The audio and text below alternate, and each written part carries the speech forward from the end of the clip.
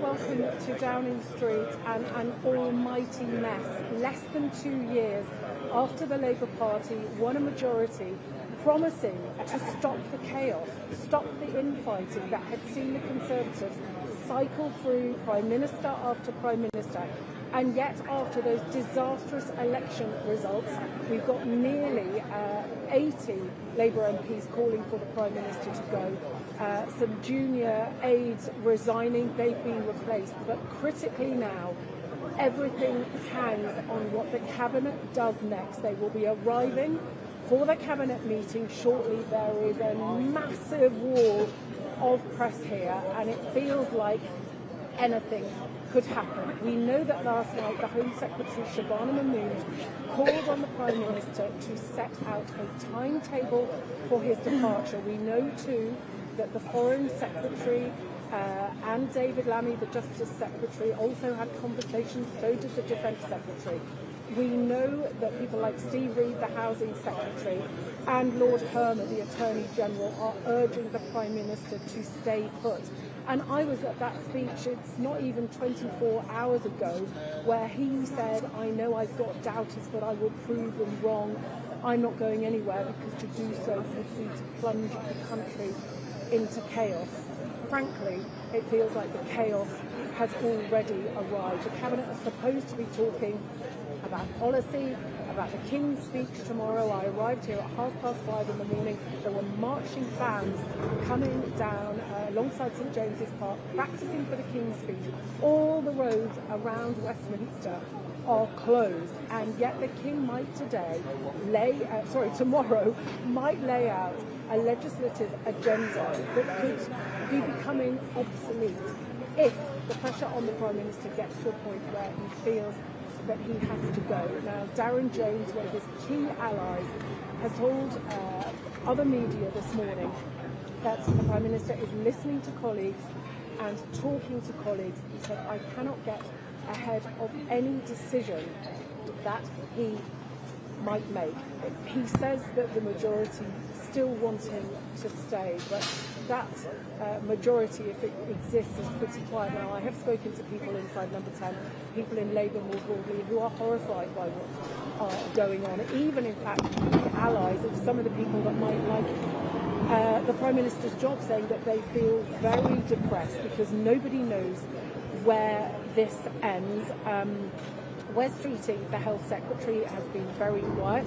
People on the Andy Burnham camp, Andy Burnham, the Mayor of Greater Manchester, the most popular Labour politician in the country, but one currently without a seat and so without a means back here and to the Prime Minister's job, pointing fingers at the Wes Streeting camp and saying that they are behind this, trying to accelerate this so Andy Burnham can't get back in. Now, I've spoken to one of Wes Streeting's key allies this morning. He says that's absolutely not true. Said that the Health Secretary hasn't asked anybody to go over the top for him, hasn't spoken to the Prime Minister for days, but also said, look, at least the Health Secretary has been honest, because he said to the Prime Minister, I'm not going to start a challenge with you, but if it becomes clear that your position is untenable, then I'm ready to run. He is in pole position, but the Parliamentary Labour Party would likely go for somebody on the left. So in the absence of Andy Burnham, who might that be? Angela Rayner, she's still mired in tax problems. She didn't pay £40,000 in stamp duty. Ed Miliband, the Energy Secretary. Nobody knows where this goes, but the Prime Minister's position is hanging by the thinnest of threads this morning, and it feels like at Cabinet or after Cabinet, that thread could break.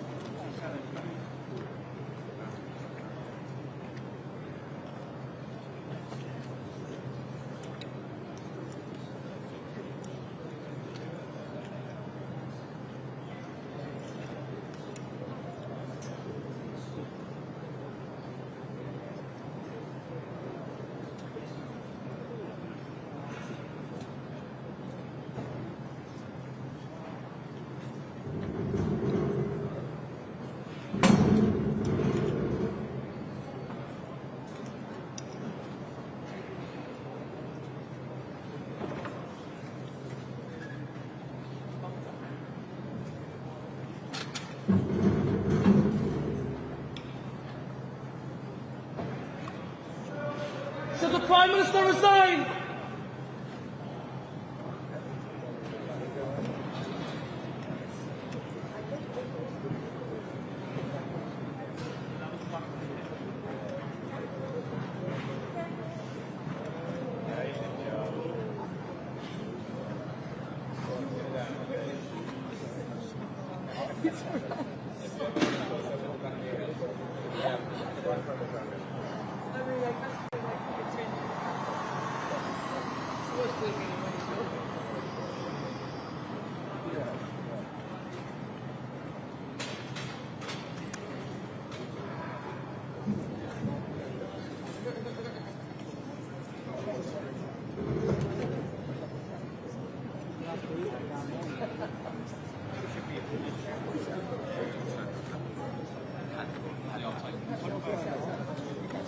I'll do you now at some point. Okay, cheers.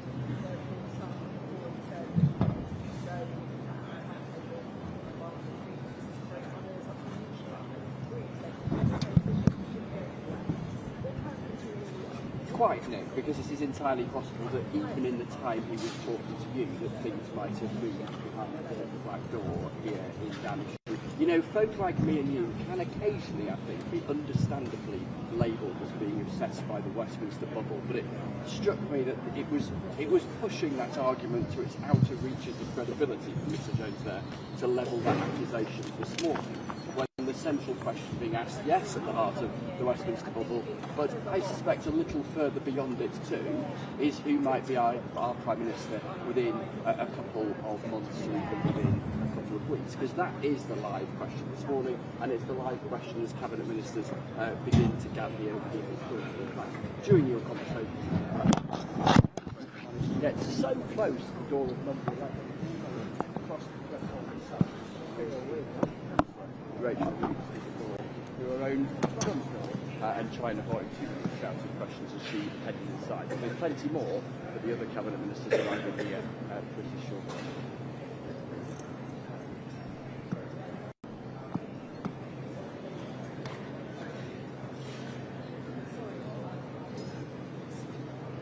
Thanks a lot. Can you drop the line off the panel?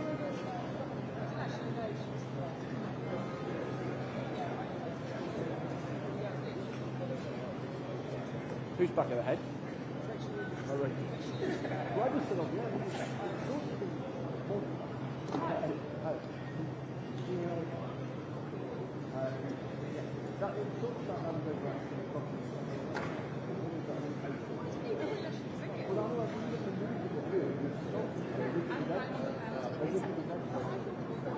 Yeah. And then round the barrel,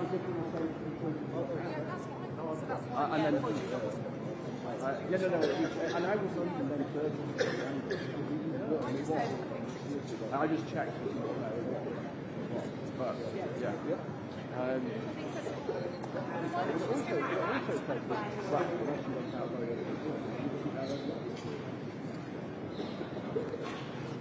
But then that's probably at least I was going to do that. Yeah, no, it's what exactly. Hello, hi, good morning.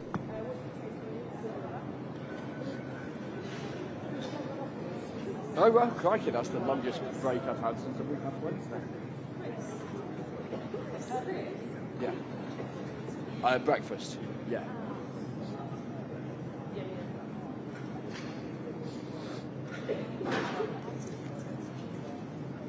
I'll have comms on and everything.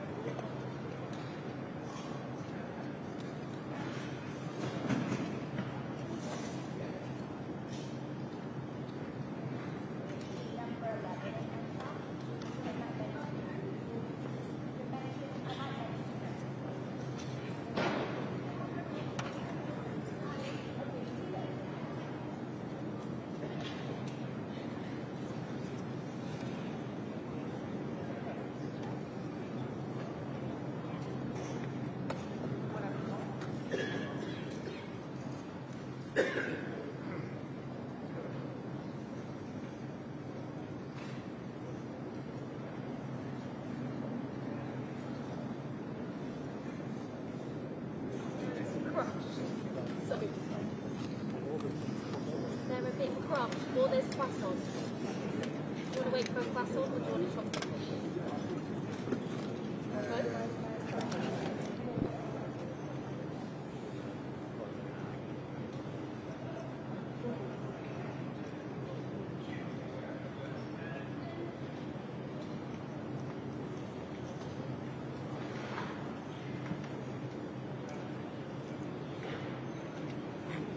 Hi Ralph, morning.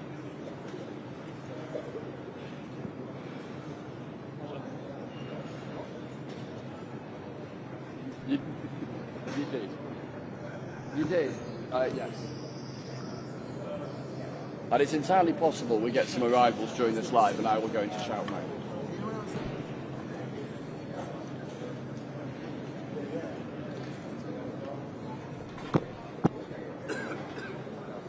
Oh, you've got the separate guy that live at the door, have you? Oh, it's at the gate. Oh, pointing. Okay, cool.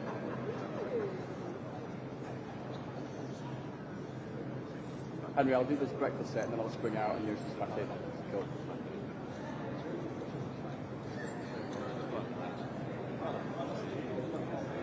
Tripping myself up, doing a bit of skipping, you know.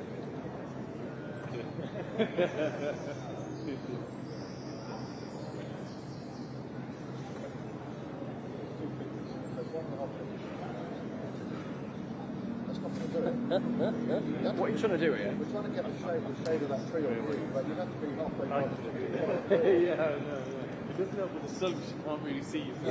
right. I get shot, yeah, over and over. Or in That's, I know your game.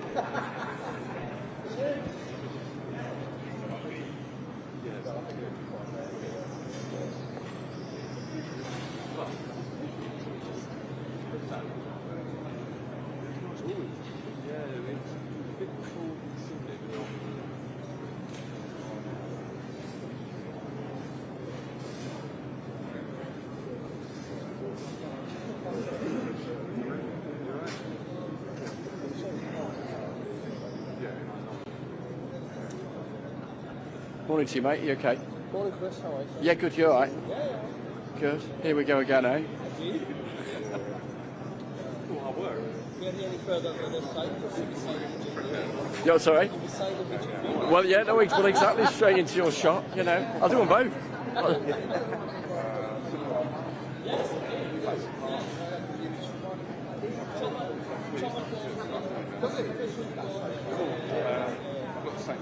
You never win this.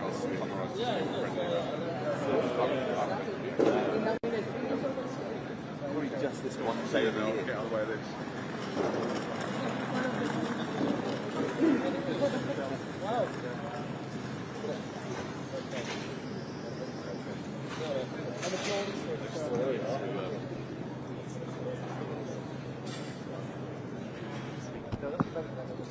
Thank you, that's very kind, thank you.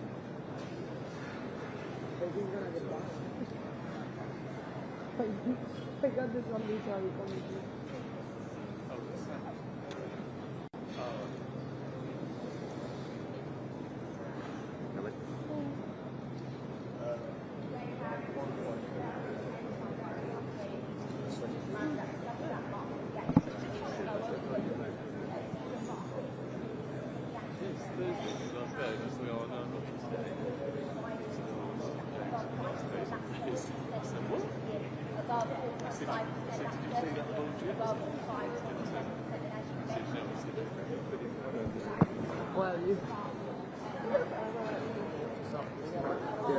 Only question is if you look at my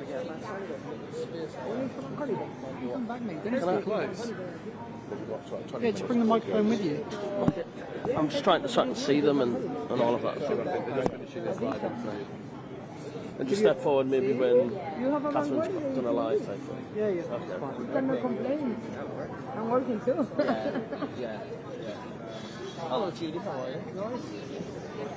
Yes. Arrivals and departures. Yes. Okay. Nice to meet you. Thank you.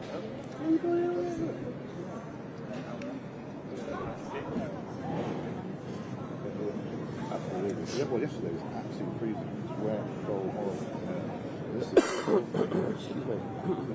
Is it a good sign or a bad sign? Catherine's very skilled. Very true.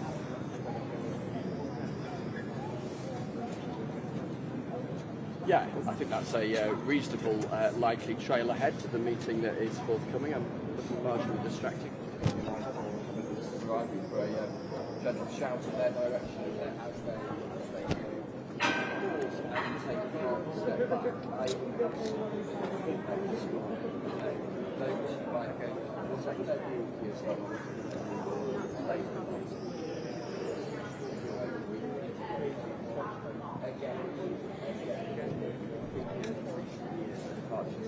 Teresa May, that was 6 years ago. This we have cycled to Boris Johnson and Liz Truss and Rishi Sunak. Rishi Sunak didn't lose the general election, perhaps a more conventional way for a Prime Minister to be throttled. And now Keir Starmer is on the brink. And what does that say about the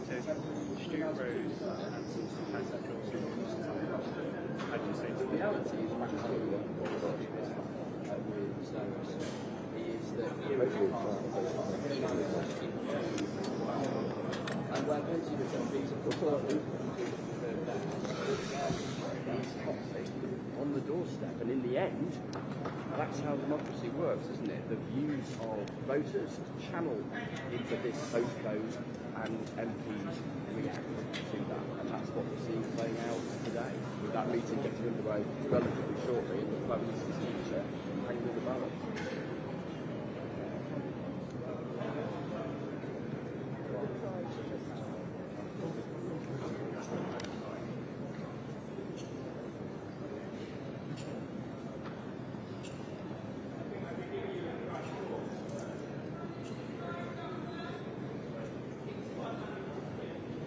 Question, John. Just as you asked that question, I recall not that many years ago, you and I standing in this very street at the day that Boris Johnson was part of the Parliament. That's not that long ago.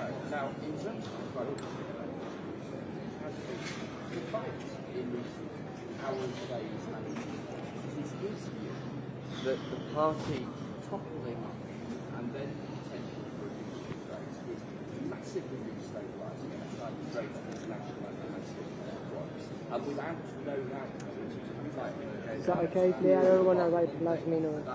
All in a group. Yeah, it's no, it's even worse because they don't write in group because they are writing the card, but it's one after the other, so you don't have even time to come back.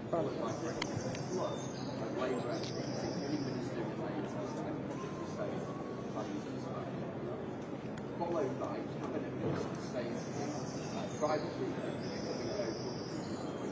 that also is time leads us to this point. And this point, John, just to emphasise the absurdity of where we find ourselves today. When you walk through Westminster, down the road at Parliament, the roads are closed, the barriers are closed, the streets are being swept. Why? Tomorrow, the King will be here to the state opening when the sovereign arrives in Parliament and reads out the government's list of planned legislation for the year ahead. My government. And yet, right now, the Prime Minister at the head of the government can't be certain of his future. Because there's some so powerful right now that if they are being live, it's like half of say. That is extraordinary.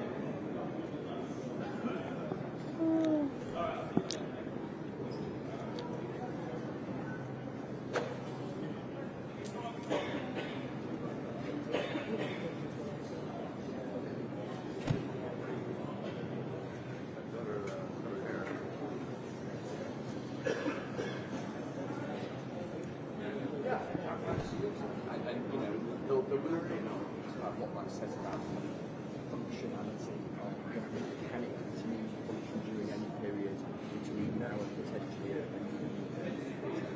office? There will be an argument. There is an argument for Indonesia, perhaps about how long any contest should be, given that backdrop. You have those who are keen on West Street and Hosseini to be the next Prime Minister saying, get on with it, and you have those who are supposed to know Greater Manchester is not an area, so can't do it. Yeah, of course. That was the best idea. Effectively saying, give it some time. People is like, they think that they are alone, right? Like, people... Both of those are saying, Oh, I can't carry something. timeline, but there is also that about the backdrop internationally the reaction of the That's right. but then also a political argument raging on my phone and elsewhere this morning within the Labour Party about what is happening right now. Some people are deeply upset by the implosion of Labour. Others would be upset at what they see. Should the Prime Minister resign, Mr. Lammy? Is it over for Keir Starmer? Will you ask him to step down, Mr. Lammy? Has the Prime Minister lost the dressing room? Should he fight on, Mr. Lammy? Don't do that anymore. Don't move me when I'm filming. You cannot move me when I'm filming. Like, they Sorry, I can hear didn't you realise. from there, but you Got cannot you. move me. Got you. I didn't realise I did. Sorry.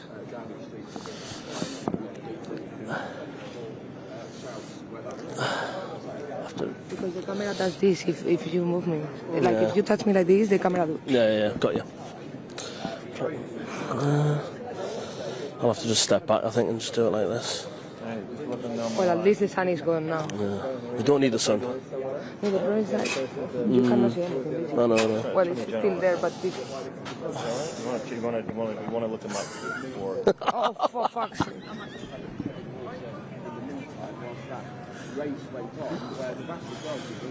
I think someone is coming through here. Huh? Someone will come soon from here, I think. Oh, that's weird. Lammy always comes from there. I know. Well, better for us, because today we cannot film from there. Because they're all in the shop.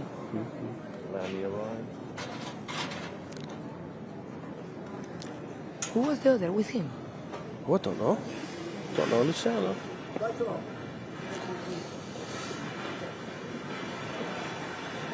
That's Beth Rigby.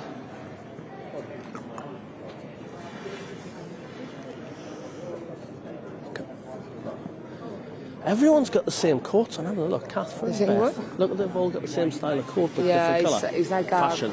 Yeah, and that, it's yours as well. What? It's Am I like yours. fashionable? I mean, it's the same type of... It's like fashion, but at the same time it's warm. So I think that is the perfect coat to be on TV. I like Catherine's and the red. It's nice.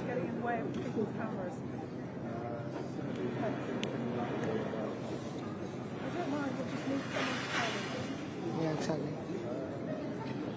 She's getting cross. No, that happens because she knows that she's in the middle of cameras, you know, and it's like the most important today is the picture until. Yeah. Because it's what I told you. Like, if you are here, they can hear you anyway. If they want to answer, they will answer. But the thing is, like, if they are in the middle, we cannot even film, so they don't have the shot. Not of us. No one is talking to her. Right. Before the hit. From the directors. Oh shit.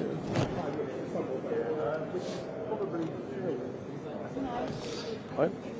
Yeah, they biffed alive. So you're not having Biffed alive? Brendan Teller. What? Oh, they've So annoying.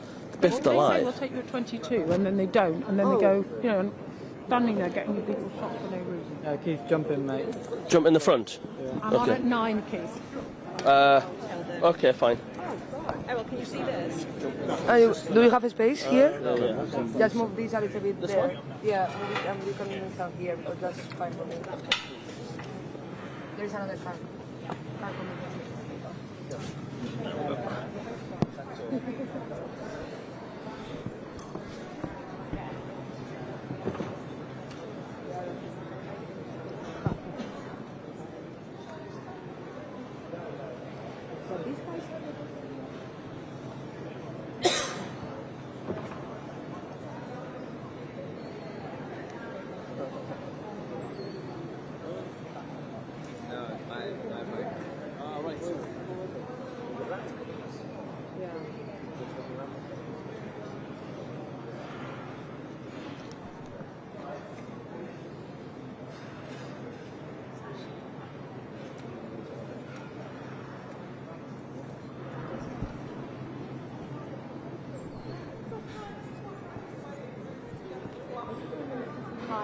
Hello.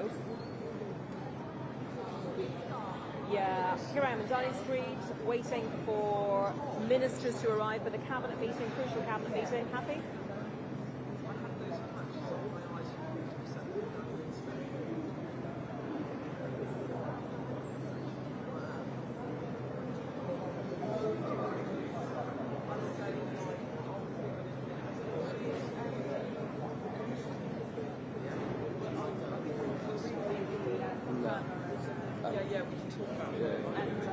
Okay, after this thought, yeah? Susana and Michael. Okay. Can Henry come and talk? Yes. Can Henry come and talk to me? Okay. So, hi, gallery.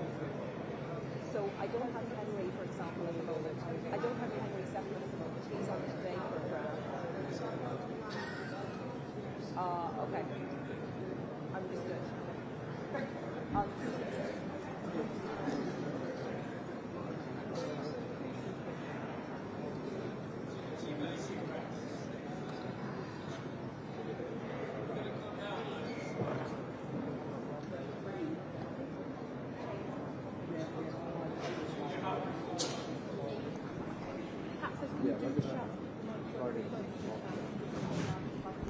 Got you. Yep.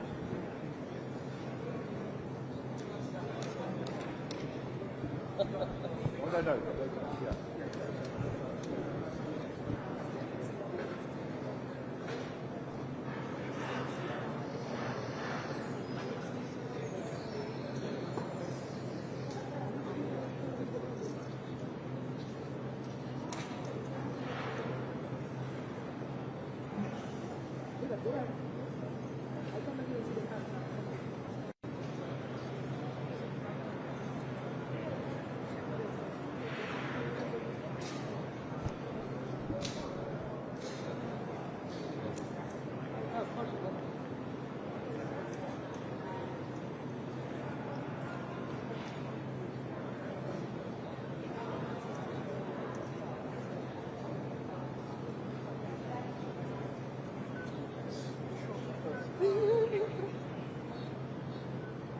You in the cars now.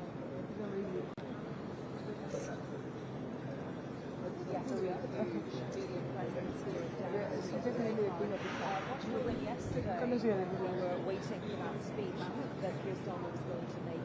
All the commentators were saying that this is the speech of his life in order to try to stay in the job. It seems like he had got a little bit of breathing space, didn't it? We're not gonna finish it. So I'm realizing. Building on that, raising more and more questions about whether he could continue in his role as Prime Minister. So this cabinet meeting this morning is supposed to be about war in Iran, the impact of that war here in the UK, and people in countries around the world being was what it was supposed to be about, but obviously the focus now on the but I think the timing of all of this is extraordinary. Consider that tomorrow it is the Queen's speech. This is the calendar when the government sets out its programme for government for the year ahead, the laws that it wants to bring in. But yes, the fact that all of this is going on, the questions about Keir Starmer's future, it seems like the most juxtaposition of what's happening here in Downing Street today and the fact that the King's speech is tomorrow when these question marks remain over whether Keir Starmer will be able to lead the government for the next year. Give me a sec, mate.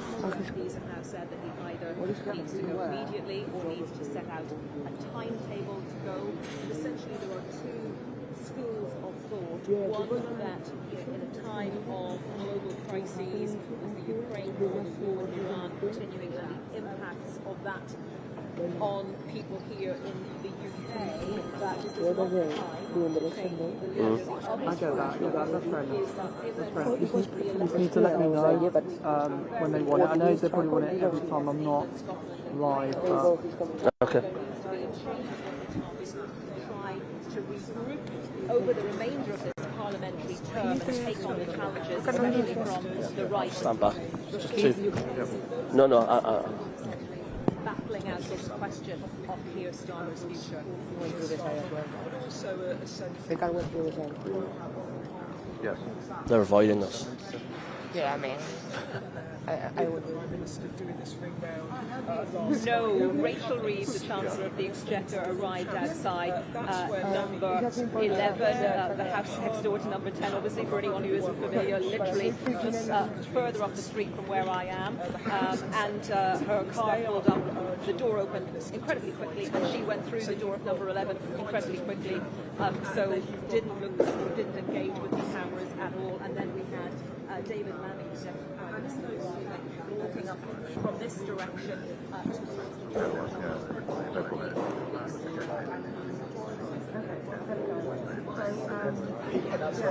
Usually when I speak to you from down to me and we see on TV and there's about 70 or so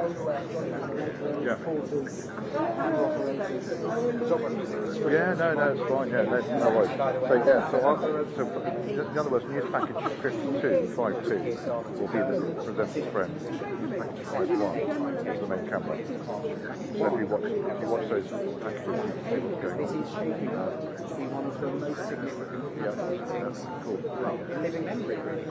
Even since the... It's crazy. Yesterday we had a camera standing here doing nothing, so we thought we might as well. This one does not end the same way. The formal agenda for the cabinet is still the Middle East. I don't think that's going to be the only item on the agenda. We've just seen this have been a little equivocal. I'm not going to even parking it. Bye-bye. Between the car lines that with them, and perhaps they are trying to make up their minds. They don't have a settled position yet, but of course, here throughout the day, we will be getting lots of analysis to help everyone work out exactly.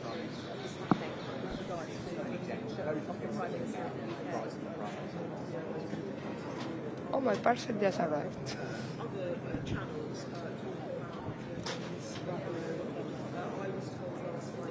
You've only been 16. Cheers, thanks guys, thanks. Yeah, I mean, it's approaching a quarter of the parliamentary group that Labour has, which is not insignificant, clearly. I had it too close. I need them sometimes when, and I've seen this with other prime ministers over recent years, and remember the UK...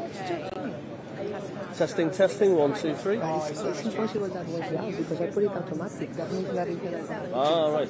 So, are they been using both of the channels or should be fine? I'm going to put this as a little time.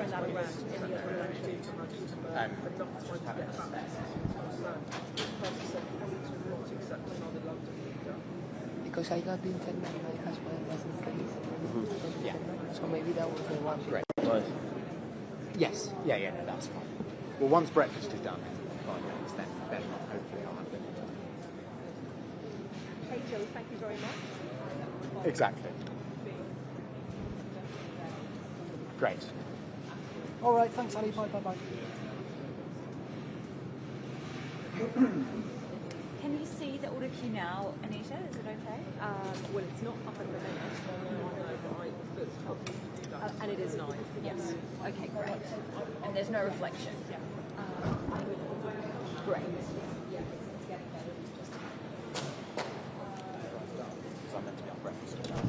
So we... Are we next to each other? Yes. Oh, fine. Okay, well, I'll dash. Yeah. Sorry, I didn't realise we had 2 temples. No.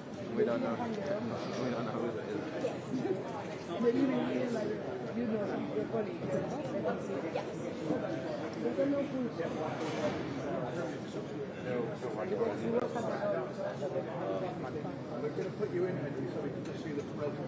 Hey, there's nobody close. Yeah, exactly. Because they asked and no one said. I saw them coming earlier. It's either ITN or BBC. No, but I asked ITN. So we could do that.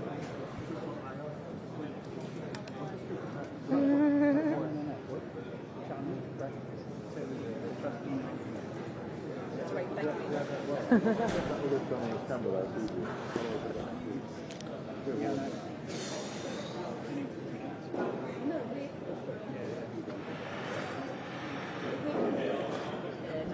Yeah, so this would work.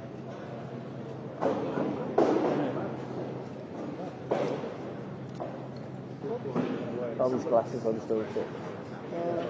Very tight. Now, I can get you... Mine are really big that they fall sometimes. These ones stick against my head, they hurt. They're awful. How many cameras have these got?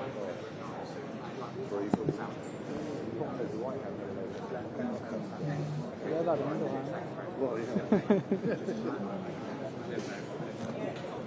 Would have been great if I had a spare set of step ladders. I can get you one. Can you? Yeah. Let me finish this. Yeah, that'd be perfect. I'll stand up, I'll be able to see the ministers coming, that's it.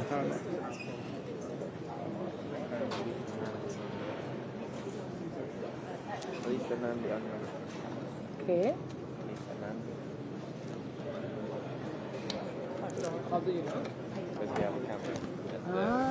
Oh, she's coming down? Yeah, I think so. Oh, so move the camera. Yeah, but I can see this. And if Demi Lamy went through there, we don't have people coming through there, you know? So that's a point. Beginning to arrive here in Downing Street and The Nand wagon. here too. Lisa Nandi is the blonde one, right? No, dark hair, black hair. Probably. She's small. I know the film.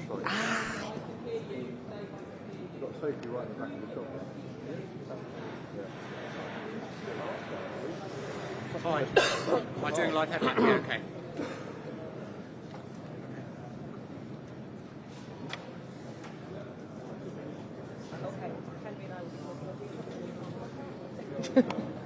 Never pulled a bike.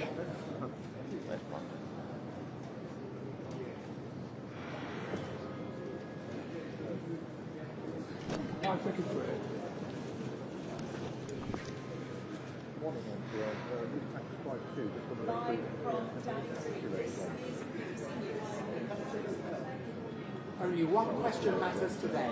Is it over? Here's On the Prime Minister as key ministers and dozens of MPs call on him to quit. They are the same channel? Yeah. Oh, fuck. Okay. You're the MP's table, so...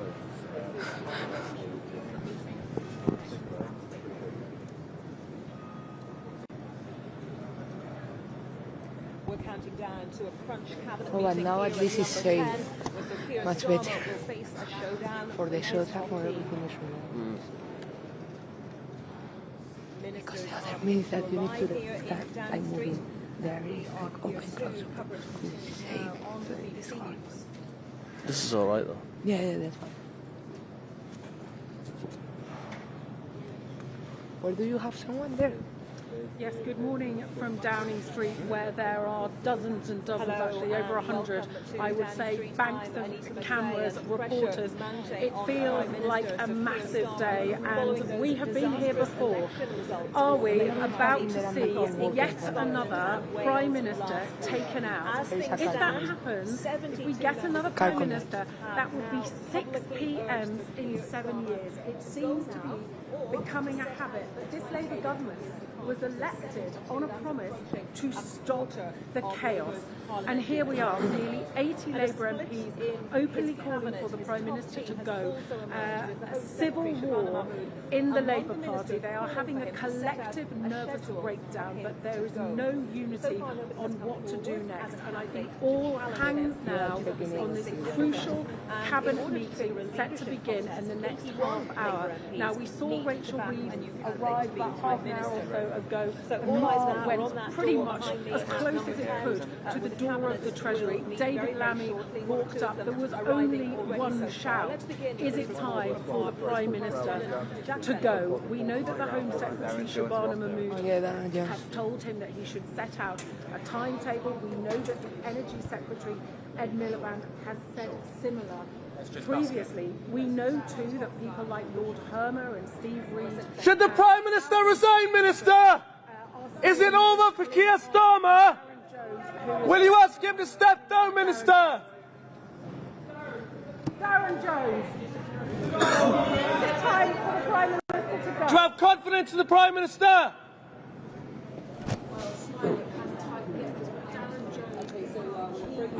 allies of the Prime Minister, and he has been speaking this morning, and he's been saying he can't get ahead of any decision. You're right? I think someone is coming. Lost my voice though. The car.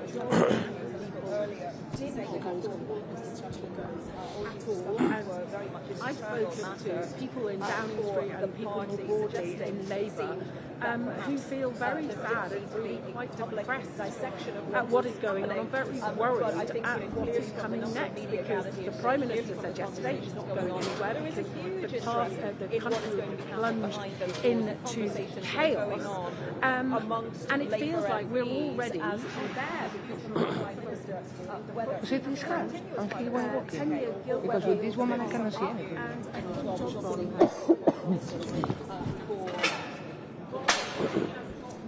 So as I was mentioning, for all of us, immediate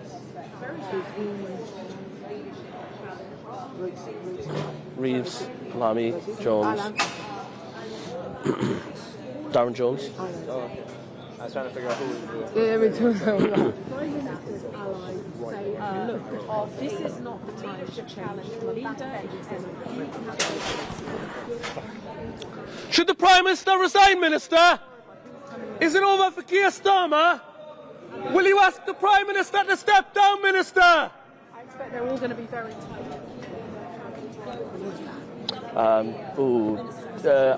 Alexander, someone Alexander. Coming from all No. Not very prominent though. Douglas Alexander, yeah.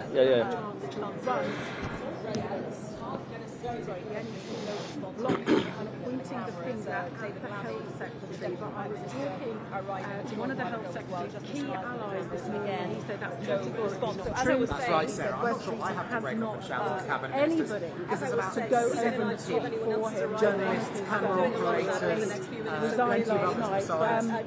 And he said, look, West Streeting has been honest. He's told the Prime Minister some time ago that he won't launch a challenge, but if the Prime Minister's position becomes untenable, as I don't know how they done. that it is, but he is ready. So he says at least he is being realistic. There's plenty of people who would like the Prime Minister's job.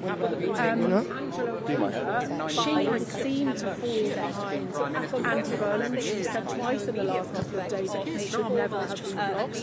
The trouble is, he isn't here. Things could very well run away, and it is just quite disappointing. Labour don't do this. Labour don't get the Prime Minister very often, and they don't get rid of them, so we are in uncharted territory. Except for the fact that feels like I don't want to do it now, but what things I'm going to do a video for you because it's so funny to see all of the people here. About 100. Okay? Yeah. I have a feeling of deja vu being here on other days like this, and here we are again. And also, when I got here at 5:30 this morning, all the streets are closed because it's the King's speech tomorrow, laying out the government's legislative agenda for marching bands at 5:30 on St James's. Victor guy came. And here we are, and we don't know whether the Prime Minister today will decide to announce that he's going to set a timetable to go, or whether he will be carrying on. Let's see who's come out. Should the Prime Minister resign, Ministers? Is it over for Keir Starmer? Will you ask the Prime Minister to step down? Has the Prime Minister lost confidence in the Cabinet? Should he fight on, Ministers? Smiles, all very How allegiances the mood is very bleak over the course of this week, because it is widely expected if, let's stress again, he's doing Nigel Farage and certainly at least a good few dozen Keir Starmer out. Some in Labour are saying, what are we doing? We're literally gifting and ultimately ends up back.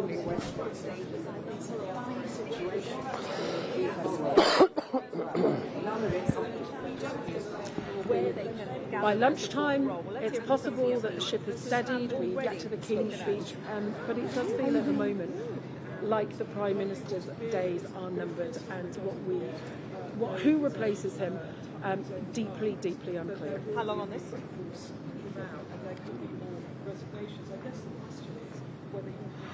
Yep. Yep. But it feels pretty much like it's unstoppable. That's what a lot of senior people. Yeah. Look, potentially, we really don't know what's going to happen. And I think, let's stress, there are a lot of cabinet ministers who do still think the Prime Minister is the man for the job and should fight on. Two of the first cabinet ministers we saw go in for this meeting were David Lammy, the Deputy Prime Minister, that you really couldn't make Lord this up Herman, if you Richard were Herman, writing the Attorney a plot General. for Well, some David Lammy was in there drama. yesterday. It would almost and seem while he did discuss too with the ridiculous Prime Minister, we understand to be true. Now, we always knew knew that the local elections and the elections in Wales and Scotland were going to be the point of maximum danger for the Prime Minister, but I think the feeling was that probably Labour wouldn't move because there was no agreement on who would take his place. Whatever happened to look before you leave. Now, we had Catherine West, that backbench MP, saying to the Cabinet the other day, get your act together and move against him or I will. She then said she hadn't even looked at the rules. Then she sent out a letter yesterday calling for a transition in September. Then she went, oh, actually, that was a typo, and then by September. It is a picture of chaos.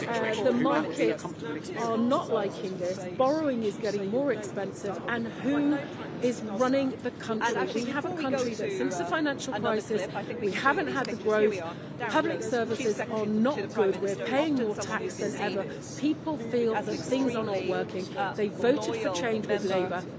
Less than 2 years on, people are thinking, you haven't brought the change. There's two pieces of code applied in Wales. Is the country increasingly becoming ungovernable? It's such a mess, and there's no clear way out. There's no clear good options at this point. This is not the time that the public wants to hear about these internal said they want a swift transition. Generally speaking, those who call for an orderly transition, Andy Burnham does at Keir Starmer, and those who want a swift transition want West Streeting to succeed Keir Starmer. The crucial point being, as you say, Andy Burnham is the Mayor of Greater Manchester. He's actually twice tried, failed to become Labour leader in 2010 and 2015.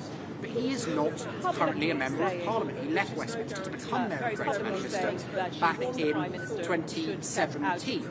Andy Burnham would have to go, and I'm not sure if an MP willing to give up their seat for him. He would then have to get selected to be the mayor candidate. Embarrassing for the King reading out an agenda which is likely to be null and void, because whoever comes in, they are going to want to change things, aren't they? If it's Andy Burnham, he's got all sorts of plans that will involve a lot more spending. He previously said don't worry about the bond market.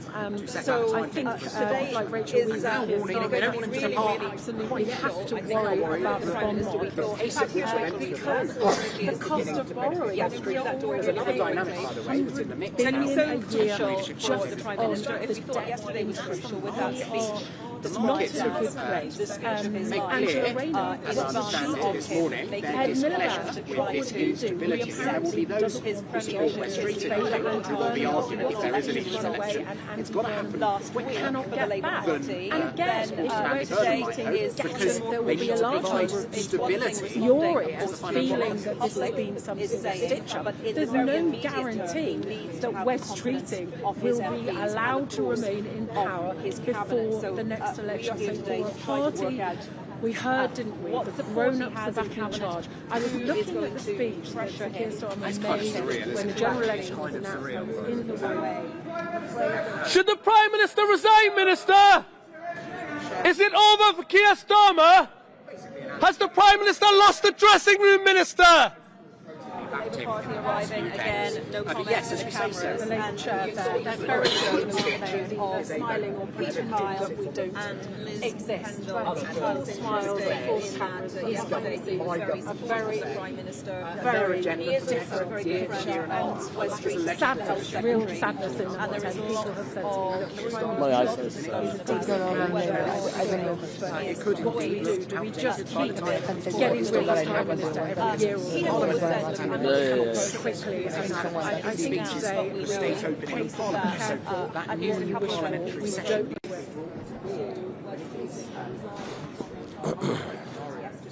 Calling on the Prime Minister And it is really uncomfortable. and it was I think one of the big questions that hangs over this question of leadership.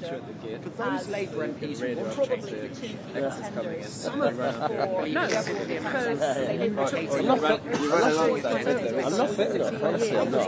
to get to this point. I thought it was very interesting what Jonathan Hinder, Red Wall MP, said last night.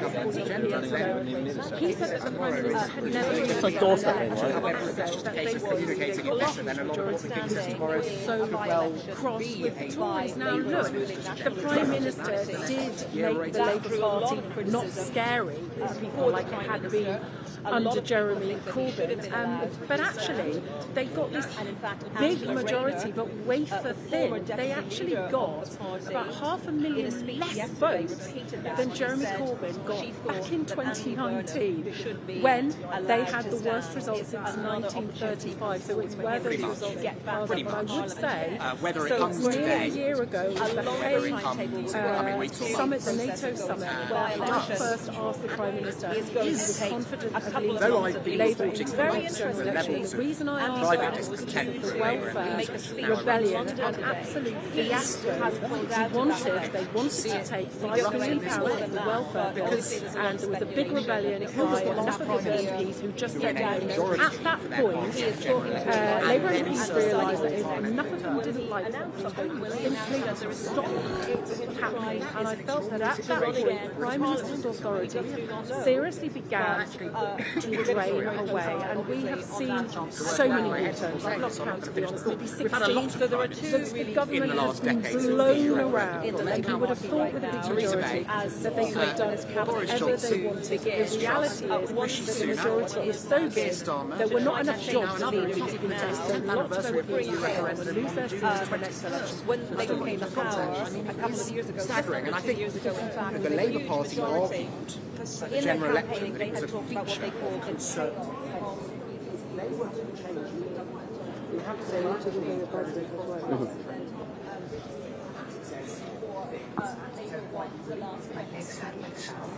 My feet are cold.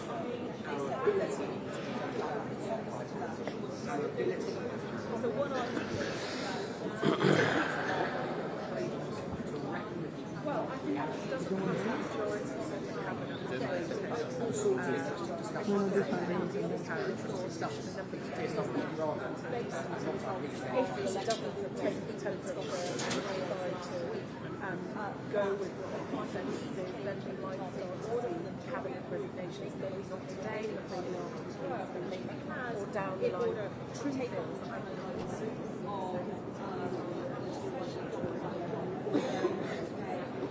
well done. It was impressive.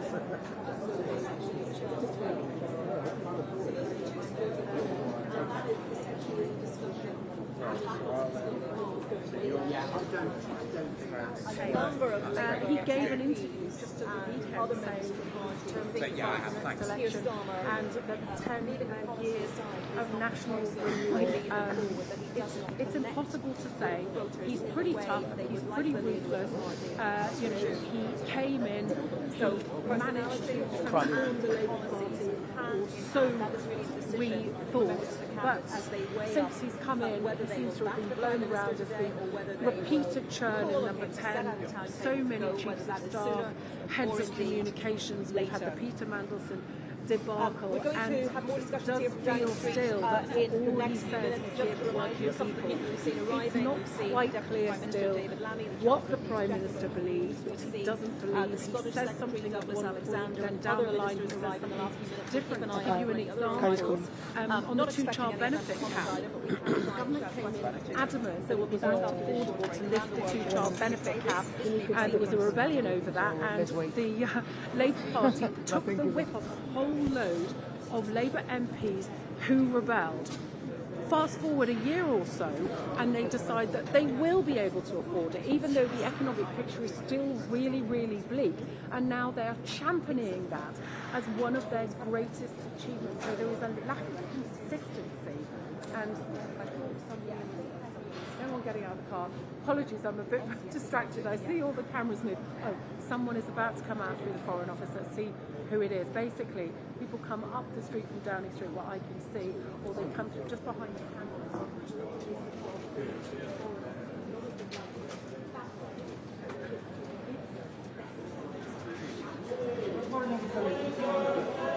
Should the Prime Minister resign, Minister? Is it over for Keir Starmer? Will you ask the Prime Minister to step down? Has the Prime Minister lost the confidence of the Cabinet? Steve Reid, again smiling, but he is one. Someone else is coming. Should the Prime Minister resign, Minister? Is it over for Keir Starmer? Should he fight on, Minister? Should the Prime Minister resign?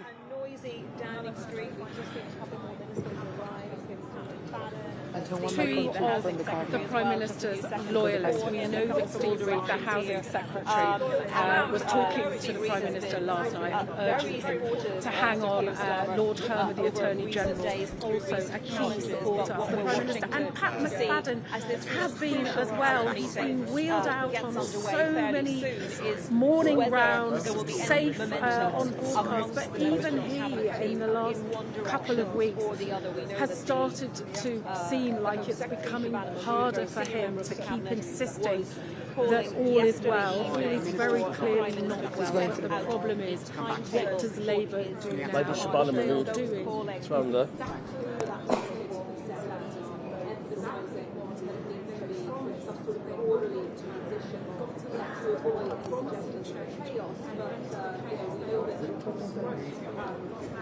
Someone is coming.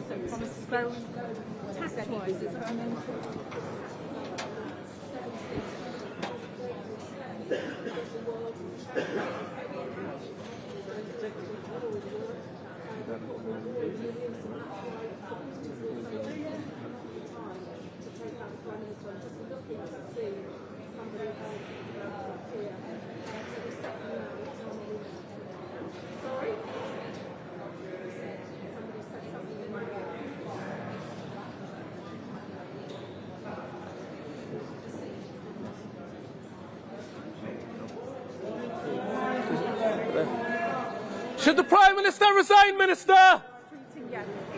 Is it over for Keir Starmer, Minister? Should he fight on, Minister? We are waiting. There's one coming down that way. Which one? It's Joe Stevens. Should the Prime Minister resign, Minister? Is it over for Keir Starmer? Has Keir Starmer failed Wales, Minister? Should he fight on? So, I think the shouting out has we have fallen to one individual in the media camp here, as we all look around and don't yes, well, we don't know about John Healey. There are mixed reports. What John Healey said, what Yvette Cooper said last night as well. But we have got some breaking news. Yata Fazula has resigned. Government Minister of very, very PPS's last night, some junior aides on the government ranks, and you just wonder, yesterday I found it almost impossible to keep up with the number of cases for the Prime Minister to go. I think we're at nearly 80 now. When I got home, and I woke up and it was absolutely chaos. And it does feel like things are moving very, very fast. As Boris Johnson said, when the herd has moved it's not a stampede yet. Remember with Boris Johnson.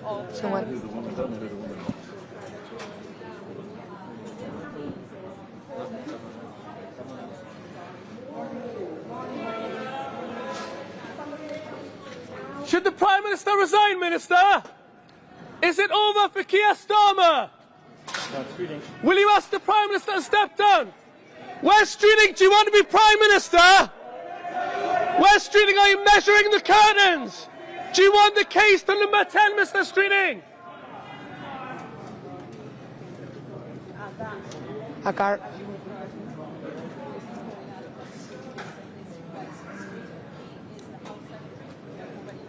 Could be Shabana Mahmood. 2 cards.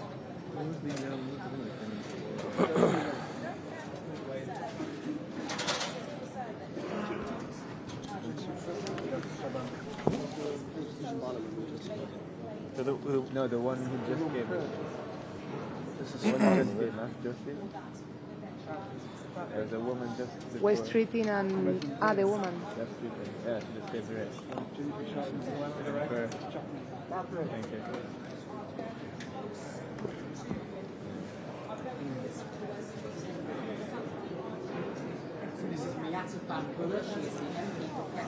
John Healy. John Healy.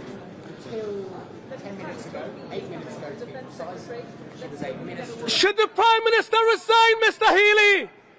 No longer. Is it over for Keir Starmer? Will you ask the Prime Minister to resign, Mr. Healy? Do you have confidence in the Prime Minister? Should he fight on, Minister? The weight of the meeting is about to take place. We're streeting there. Walked in.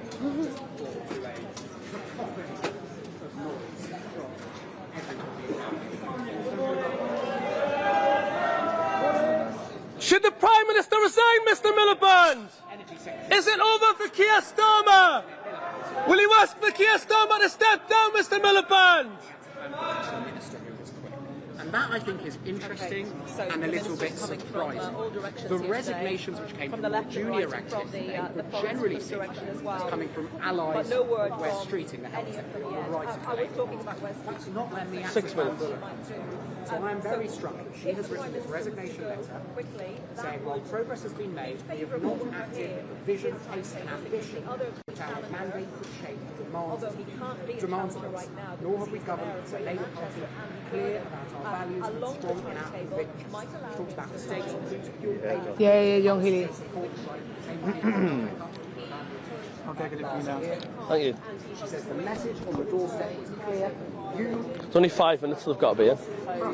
They've got all be in 5 minutes. It's 9:30 starts and so.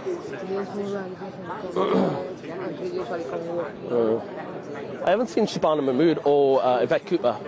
I think that does. Right. There were like 4 or 5 cars that they went through there. So, and one was John Healy, that is the one that came. Yeah.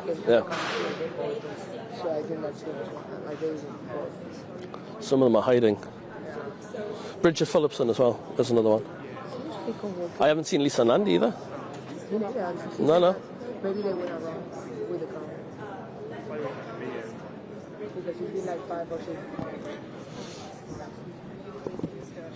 Has resigned.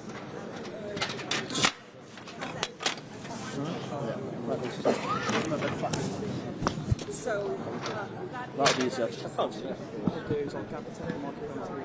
Fine. Great. Perfect.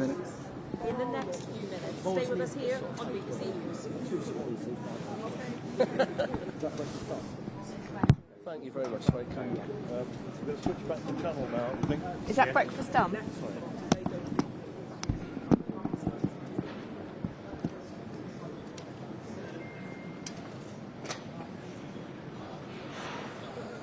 This would be great for departures.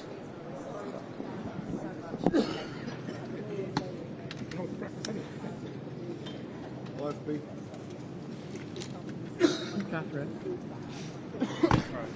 Have you got all the briefs, Anita? Is Henry going to do transferring? Yeah. Yep.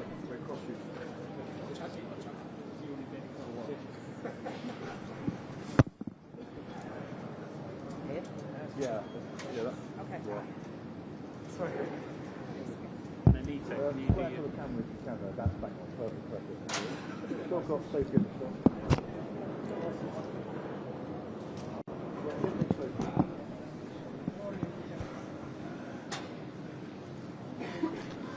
I'm going to take a picture of Catherine from there.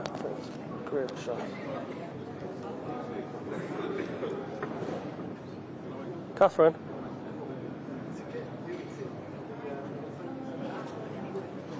Send you a picture. No, I'm saying I'm taking a picture of you and sending you it.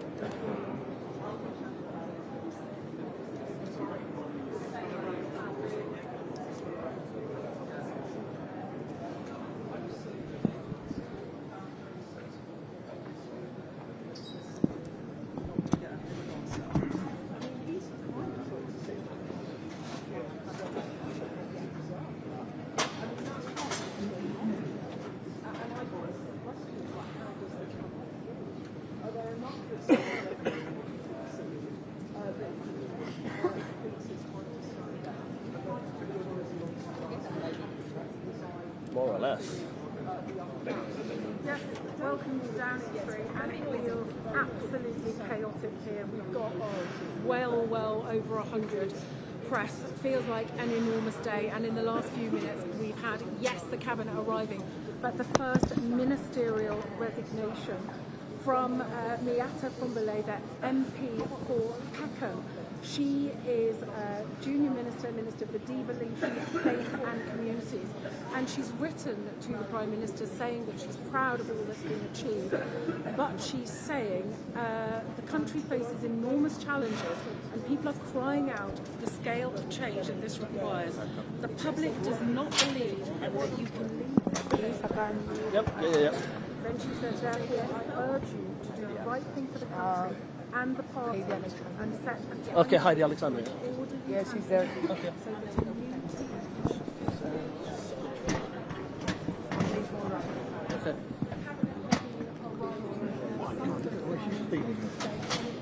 No, James Murray, yeah.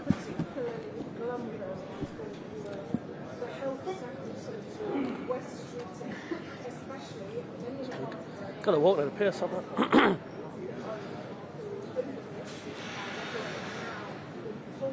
Should the Prime Minister resign, Ministers? Is it over for Keir Starmer?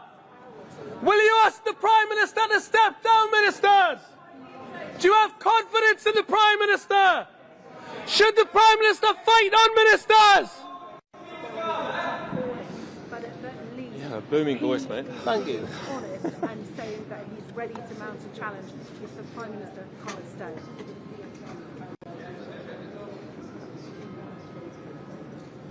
Well spotted.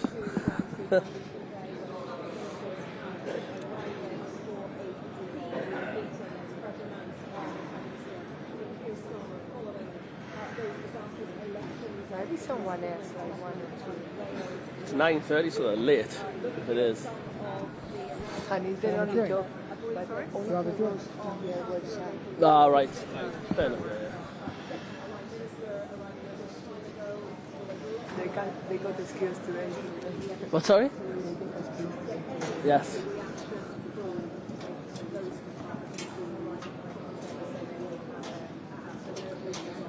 I've never seen so much equipment. It's cameras.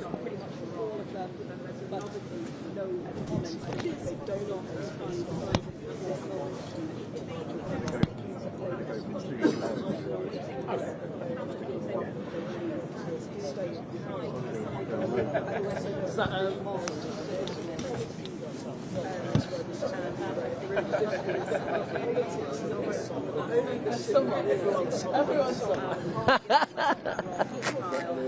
That's what we were saying earlier, like what they might think when we Miles. Yes, Mara and Heidi, yeah. To bring you breaking news because we are hearing for Peckham. The Minister has resigned.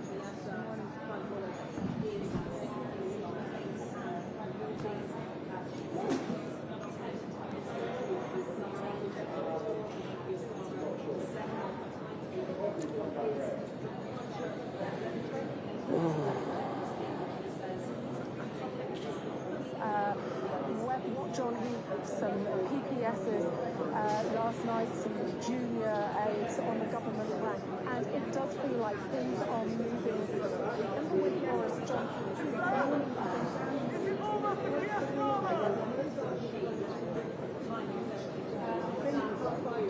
I think so, Lucia. for that, but it's possible that legislative agenda that the King Bless you. may quickly become obsolete, depending on what happens in that building behind you. Deliberately done it just before this happened. Let's be clear about that. Just to give you a flavour of some of the things that Mandela has said. She has said we have not acted with the vision as official with our mandate to demonds of us, nor has the government of the Labour Party clear about our values and strong in our positions.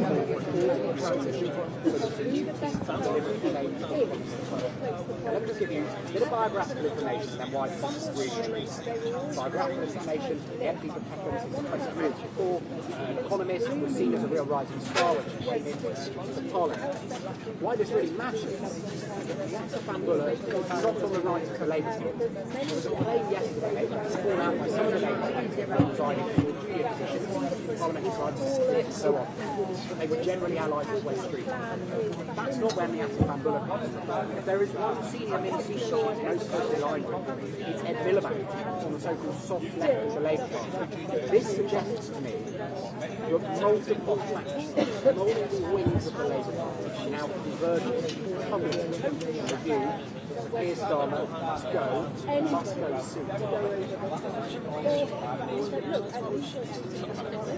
Say to the Prime Minister, will not be executive, but if the Prime Minister's position is untenable, he's ready to go.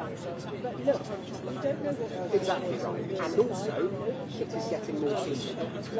Parliamentary Private Secretary resigned yesterday. That's a big deal for a Prime Minister. But when I talk about that on the BBC, I need to explain what a Parliamentary Private Secretary is, right? Because it is a niche Westminster thing. A junior minister, well, we all know what a government is. So he's getting more senior, and that is going to feel uncomfortable for the Prime Minister because he knows about it.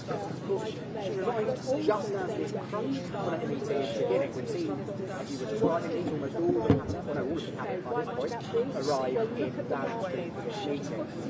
Allegedly, the agenda is the response to the situation in the Middle East. I think we all know that what is uppermost in people's minds is the situation in Sudan. This is really extravagant.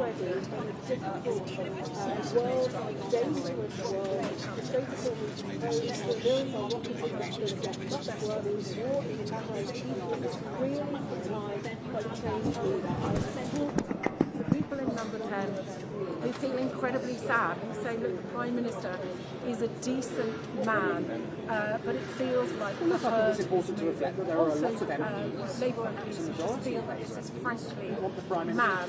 Nobody knows what comes next. Andy Burnham, maybe doesn't have time. Angela Rayner, she still owes £100,000 in stamp duty. We know that investigation is still going on. Ed Miliband, key character. Is it or somebody else who might throw his hat into the ring? We don't know where it's going. All before they have an orderly transition, there is no agreement on what might happen. Did you get everything you needed? Yeah. Good man. You're a legend. Thank you very much. Top man. Thank you, Lewis. Cheers.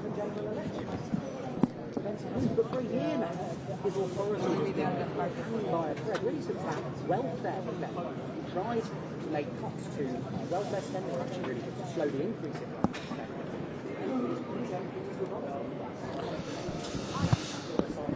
In her resignation, so it's looking very good.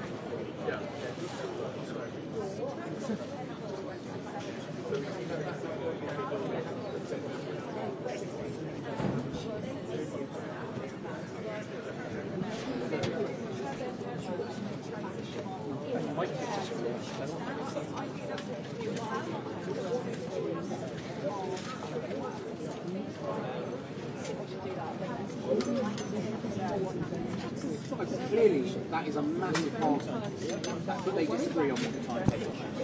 They disagree on what the Prime Minister, and we have to do it now. The trouble is, look before you leap. We don't know what follows. Nobody knows what follows. And the Prime Minister, well, let's see. I mean, he was adamant yesterday that he wasn't going anywhere, that he's not going to plunge the country into chaos, but it feels like the chaos is already here, and it feels like...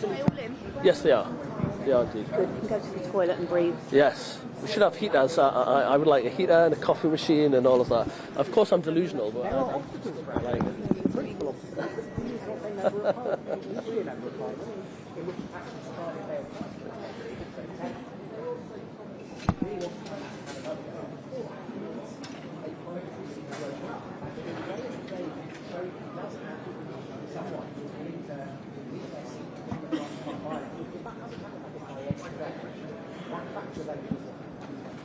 Get some good snaps. Be enough? Is that a light? No, it's just a... Oh, right, okay. So you guys yeah, it's just... Earlier, the light was quite bright, wasn't it? It was, yeah. Of course. Thank you. That's fine. Telecam. Prime Minister could try and sack them and replace them with others, or just say no. Sorry. Well, that's a good question. Process which we became so wearily familiar. Any blankets, Freddie? Actually, we should install, you know, like at cafes Yes, outside. yes. Radiators. I'll sign up. And maybe attach one to the not listed or anything. I'm from the That would north. be your legacy. Can you do that for us? I'm trying to make lots of Do you see, I've done that 20 years here. Thank you, Freddie.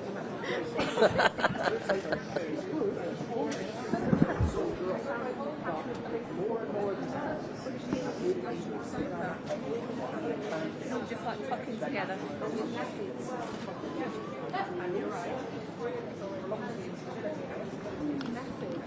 Which is more Europe. I mean,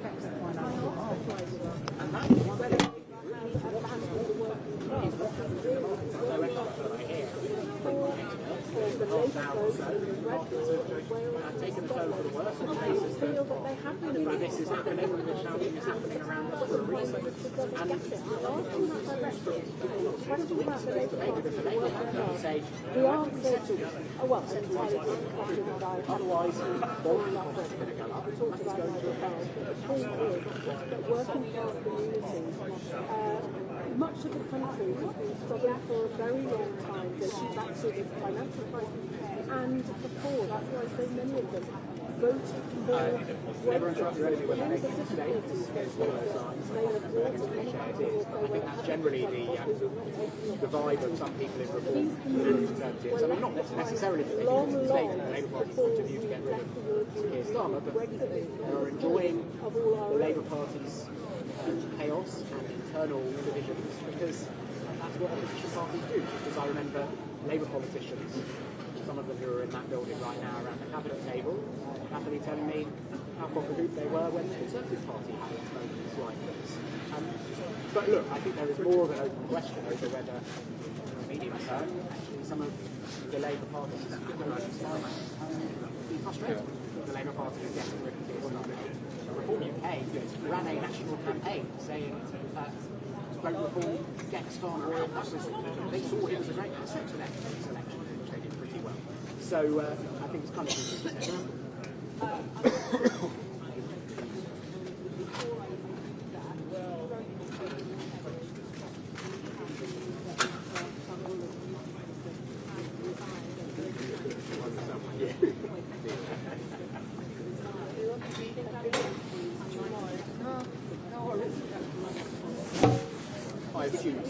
I assume so. We had in the past in other political parties, but also we saw yesterday when one parliamentary take the microphone runs down and just resigned, they were followed by several others in what appeared to be roughly coordinated. I'd be surprised if they say I'm going to go number 9, especially if Sir Keir Starmer emerges from that cabinet meeting doesn't at least say to timetable for speech. Correspondent. Yes, so I will be back very shortly when I'll be joined by 2 Labour MPs for their thoughts on this crucial meeting that's taking place and what they think should happen next. But right now, around the world and across the UK, this is BBC News.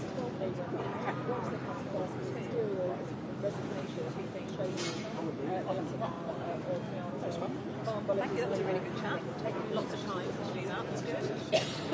Cheers. I'm just going to quickly check. I feel like I've got something. Yeah, that's right. Yeah. How long have I got?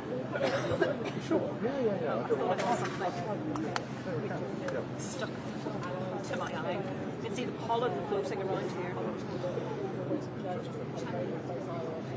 Yeah.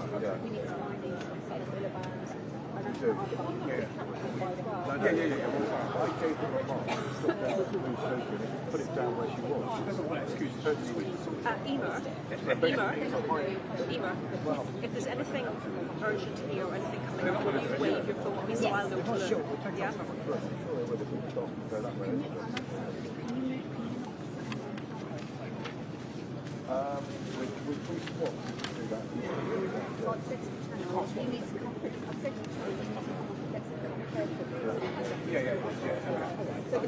Hello and welcome back to Downing Street, where that cabinet meeting is getting underway, that crucial cabinet meeting for Sir Keir Starmer, with the Telegraph newspaper suggesting that 6 cabinet ministers are going to be asking him to set out a timetable to resign. And just before that meeting got underway, we heard the news, and timing is everything, that the Communities Minister Miata Kandola announced her resignation from that position and called on the Prime Minister to set out a timetable to go. So for that to happen, no coincidence with the timing, I'm sure, just before that Cabinet Minister got underway, is clearly very damaging for the Prime Minister. She is the first Minister to resign from her position, calling on the Prime Minister to go. Well, much to talk about. And joining me now are 2 Labour MPs, Toby Perkins,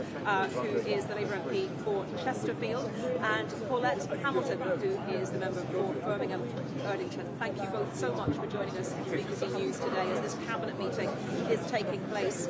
Behind me here in number 10, everything at stake really for the Prime Minister, his political career, his leadership of the party and the government. Toby, you are supportive of Keir Starmer. Do you think, given everything that's happened over the last 24 hours, that he can stay on?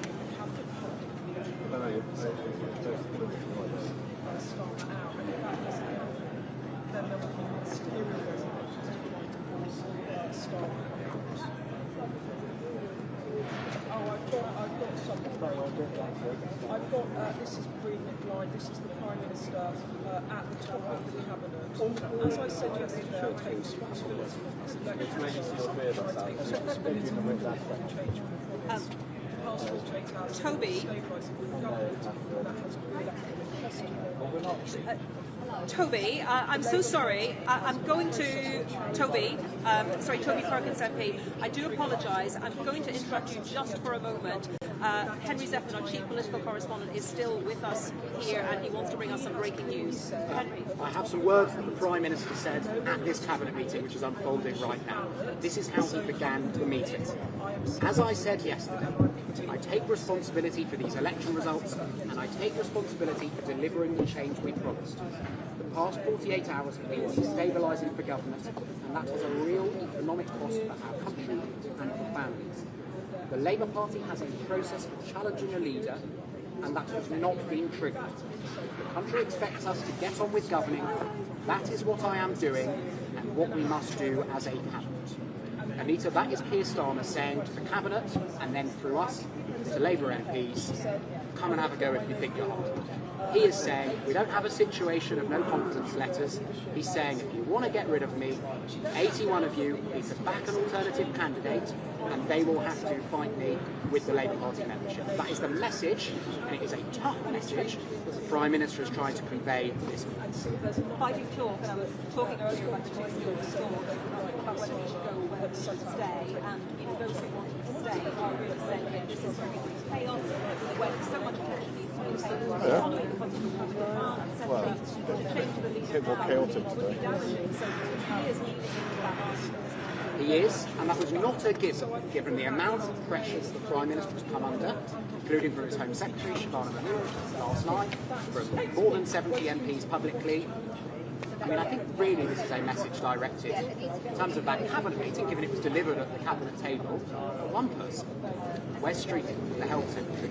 We know, and the Prime Minister has known for some time, because Wes Streeting told him this 6 months ago to his face, that Wes Streeting has been ready, has been preparing should a leadership election take place. This is the Prime Minister saying, I'm not triggering that leadership election by resigning. You're going to have to trigger it by resigning. You're going to have to trigger it by coming and coming for me.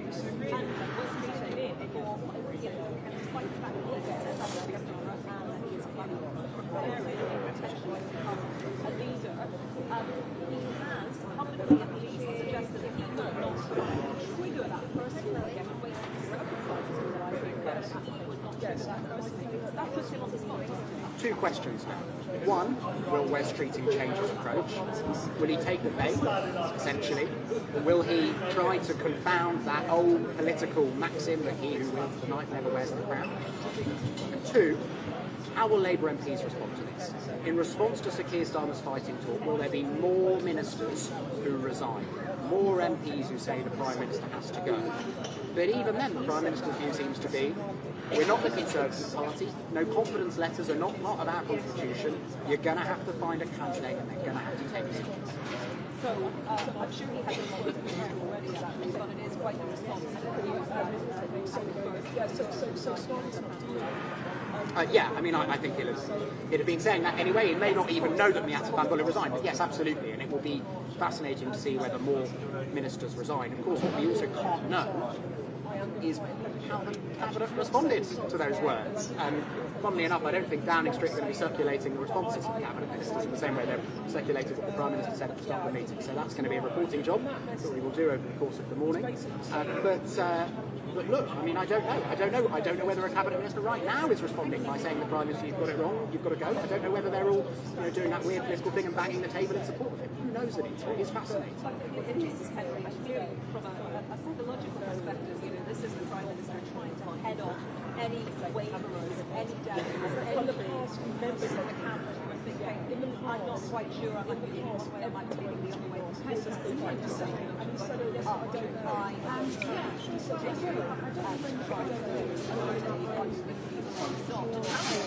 yeah, absolutely right. And of course, sorry, it's a bad day for AP sufferers as well as for Keir Starmer. But the risk for the Prime Minister in this approach is that Cabinet Ministers who might have been wavering, might have actually been trying to sort of sit this one out, now have to make a call either way. But the Prime Minister is putting the onus on somebody here, maybe Wes Streeting, maybe someone else, to actually force this matter. And that is a power that he has under the Labour Party rule. So it will be fascinating to see whether anyone rises to the challenge that he has set. Okay, Henry, could you recap for us that from the Prime Minister's statement? I'm just going to read it again. I think that's the easiest thing to do. These are direct quotes, according to Downing Street. The Prime Minister said at the start of the Cabinet meeting, he said this: as I said yesterday, I take responsibility for these election results, and I take responsibility for delivering the change we promised. For the past 48 hours have been destabilising for government, and that has a real economic cost for the country and for families. The Labour Party has a process of challenging a leader, and that has not been true. The country expects us to get on with governing. That is what I'm doing. We must do as a team. Okay, Henry, statements. Thank you very much. I'm going to return to our guests, Labour MPs, Toby Perkins, Labour MP for Chesterfield, Paulette Hamilton, MP for Birmingham Erdington. And thank you both very much for your patience. Apologies for delaying speaking to you. I just want to get your immediate reaction to what the Prime Minister has said. I hope you were able to hear that. Toby Perkins first.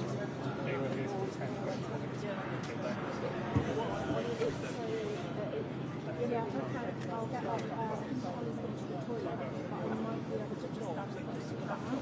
I don't know if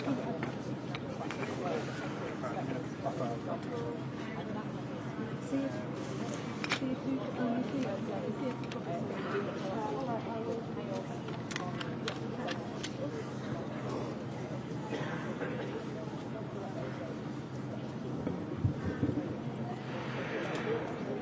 Well, would you manage to, they want to come to me now, and Ollie's gone to the loo.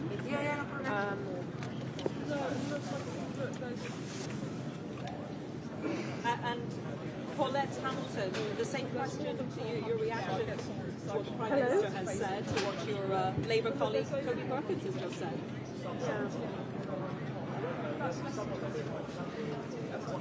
Well, this is what his office agrees with about, apparently. Yeah, I'm just going to get myself right now. It's not connected, it's coming. You need to connect it to the other.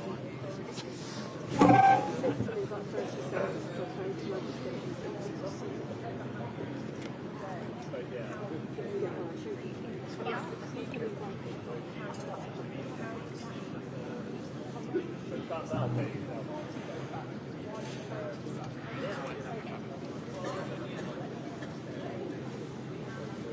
think you're going to have to project a bit more.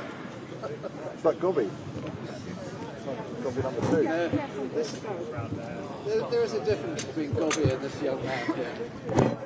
All right, love. How's it going? Yeah. Celsius. He was from somewhere south of London.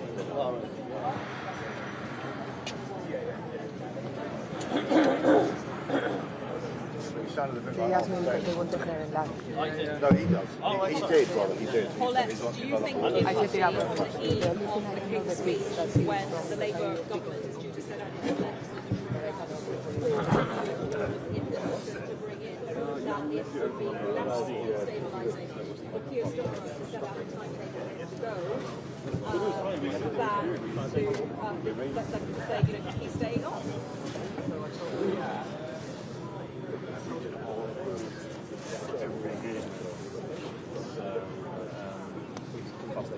Take the focus, it's okay. They are joking.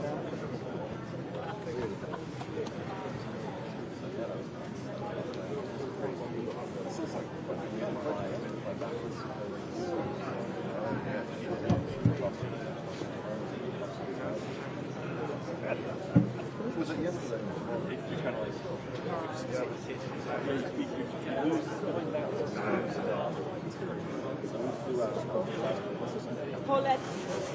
Paulette,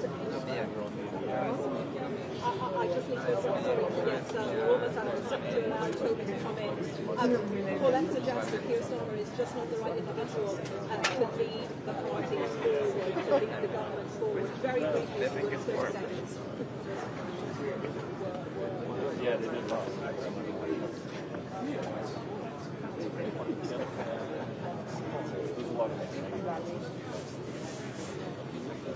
Okay, and that is, it seems, a message from the Prime Minister today as he started that cabinet meeting. Toby Perkins and Paulette Hamilton, Labour MPs, thank you so much for joining us here on BBC News. So yes, that cabinet meeting, crucial cabinet meeting is underway in Downing Street behind me.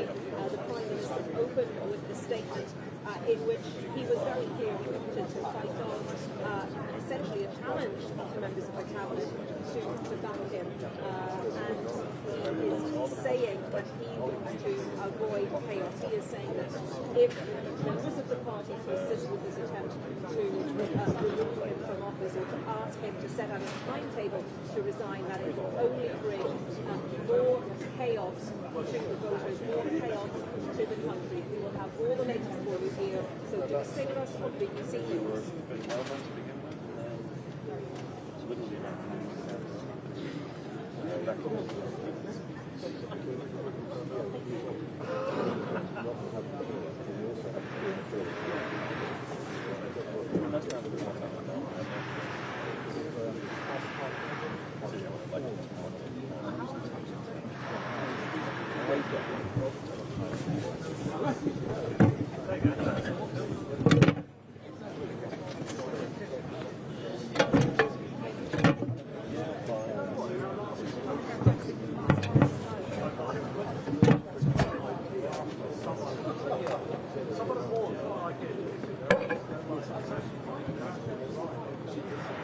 Yes, well, welcome to Downing Street, the Cabinet meeting behind me, an absolutely critical meeting for the Prime Minister, but some words have been breathed out to us to the effect that the Prime Minister says he's going nowhere. So apparently he will be telling the meeting, as I said yesterday, I take responsibility for all these election results and I take responsibility for delivering the change that is promised. The past 48 hours have been destabilising the government, and that has a real economic cost for our country and for families. The Labour Party has a process for challenging a leader, and that has not been triggered. The country expects us to get on with governing. That is what I am doing, and what we need to do as a cabinet. So that is the message from the Prime Minister to the cabinet. Will they listen? We know that Siobhan Mahmood and some others have asked for him to set out a timetable to leave. We know that others, Steve Reed, the Housing Secretary, Lord Herman, the Attorney General, David Lammy, the Justice Secretary, are saying, no, you mustn't go, you need to stand firm. And of course, the Prime Minister is saying he doesn't want to go because he doesn't want to plunge the country into chaos. And we're already seeing some chaos because the financial market is open, the stock market is down, bond yields are up, as Piers Johnson used to run the IFS said. Borrowing has gone more expensive for all of us, and that is very depressing. This is all coming at a time where the economy is not in a good place, where the war in Iran is sending our bills rocketing. That situation is likely to get dramatically worse in the coming months, even if the Strait of Hormuz is reopened, which is not going to happen anytime soon. Let's face it, there's a war in Ukraine, there's global instability, we're living in a dangerous world. The Prime Minister's argument is we need stability. This is not the time to indulge in a civil war. But look, we've also hit that symbolic threshold of 81 Labour MPs openly calling for the Prime Minister to go. That is 1/5 of the parliamentary Labour Party. So I think that is significant. But then again, it hasn't actually triggered a protest yet. Will somebody in that building behind me decide to start that protest? Wes Streeting, lots of colleagues very cross with him behind it, but his ally told me this morning he's absolutely not asked anybody to go over the top at all, but he's one of many people that think it would like the Prime Minister's job.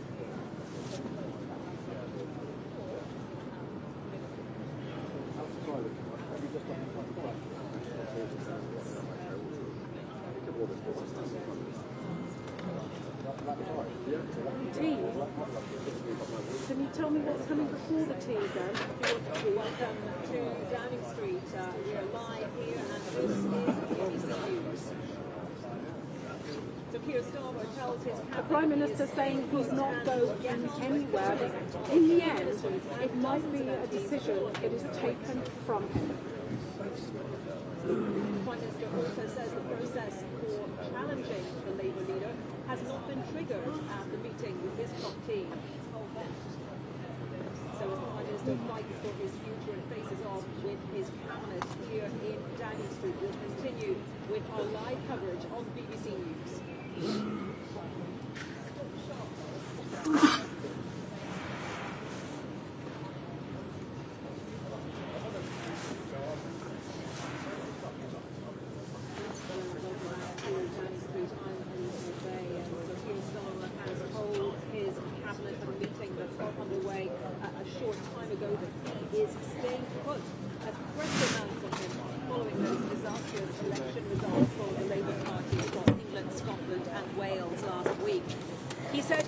Responsibility for the results, but that the process for challenging a leader hasn't been triggered, and as a result, he says he will get on with governing. So as that meeting got underway, the first government minister resigned her post, a really interesting piece of timing. In a post on X, Nihat Southman-Bulla, Communities Minister, told the Prime Minister, our country faces enormous challenges and people are crying out for the scale of change that this requires. She went on, the public does not believe that you can lead this change, and nor do I. Faith and communities. She joins 72 other Labour MPs to publicly urge Sir Keir Starmer to go now or to set out a timetable for leading the change.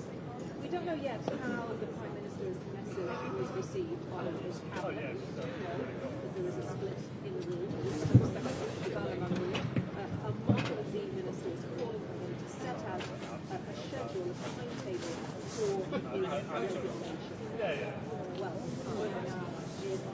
is our Chris Mason. Chris,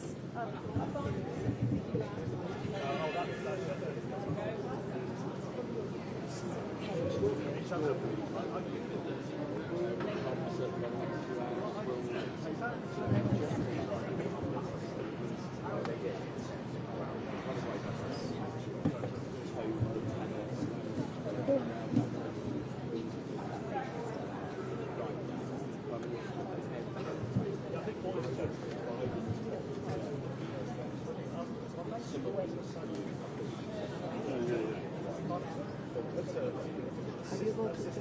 then it made his way further, but right now at least, they're trying to get it through.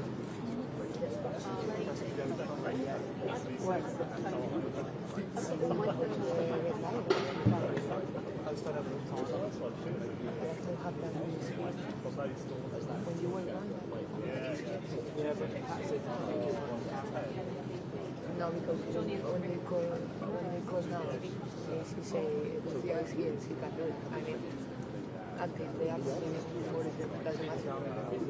It's up to her. They need to understand. Hello?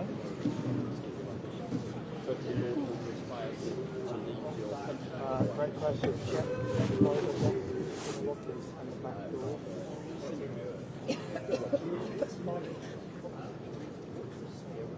Yeah, the bag's probably in line with today. Given that the habit is reservations, if not, someone's going to call down for the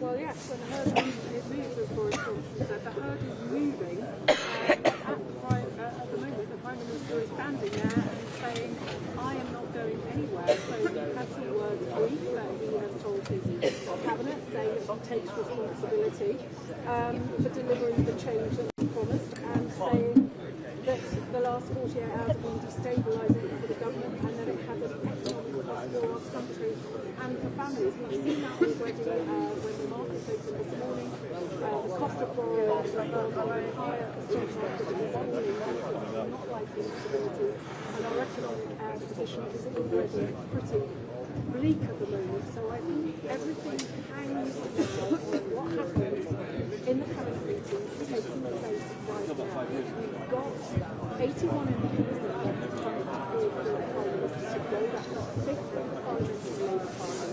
That is significant because that's the number needed for a challenge. But the thing is, there is no unity around who is the right person to take the Prime Minister's place. We've also got the fact that the King's speech is tomorrow. We've got troops parading at 5:30 in the morning.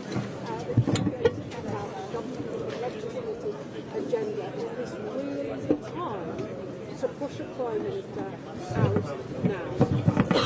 What will hang on what he said in the meeting and how many of the cabinet say that they think it's time to go. We know that Siobhan Reid has said that. We know that Ed Miliband has previously said that. We know that others like Lord Herman, like David Lammy, like Steve Reid are saying that you should stay on.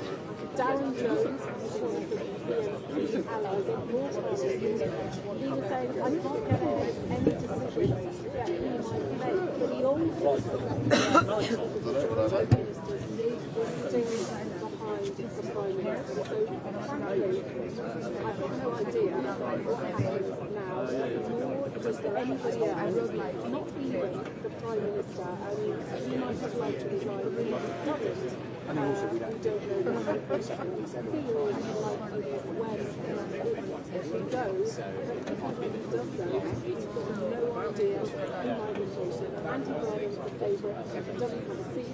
Angela Rayner still able to do here 45 months in stamp duty. There's still an investigation going on. Ed Miliband, well, apparently he didn't want it, but they might have a reason. We don't know where this ends, and this all comes at a time of great geopolitical uncertainty, economic instability. Who knows where we will be in Parliament.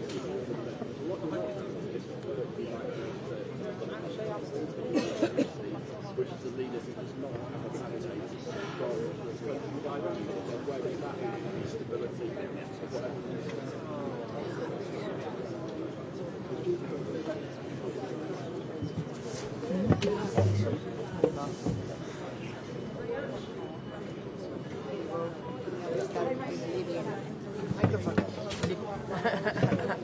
Microphone. Oh, you have those? Yeah, never knew. So they make me. You see that? Me?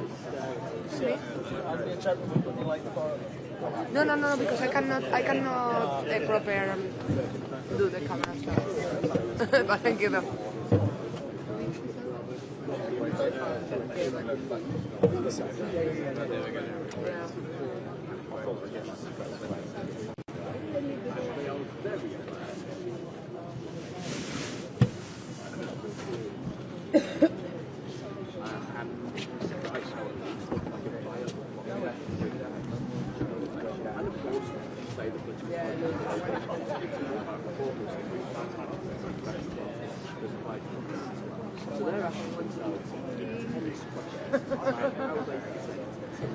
Hello, thank you for those times. Checking, because sometime earlier, we also had a line at 10:45. And I just want to know, I'm going to nip off now, so I've just got and I'll come straight back. But would you mind just checking the time we've got? Do I have a 10:45? Oh, that's fine. In that case, I'm going to go now quickly to Blue and grab coffee, but I'll be back by like. Okay, cool. All right, thanks so much. You too. Thanks. Bye, bye, bye.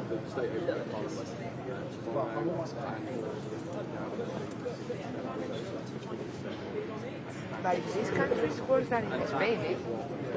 Much worse. Yeah. But much worse, eh?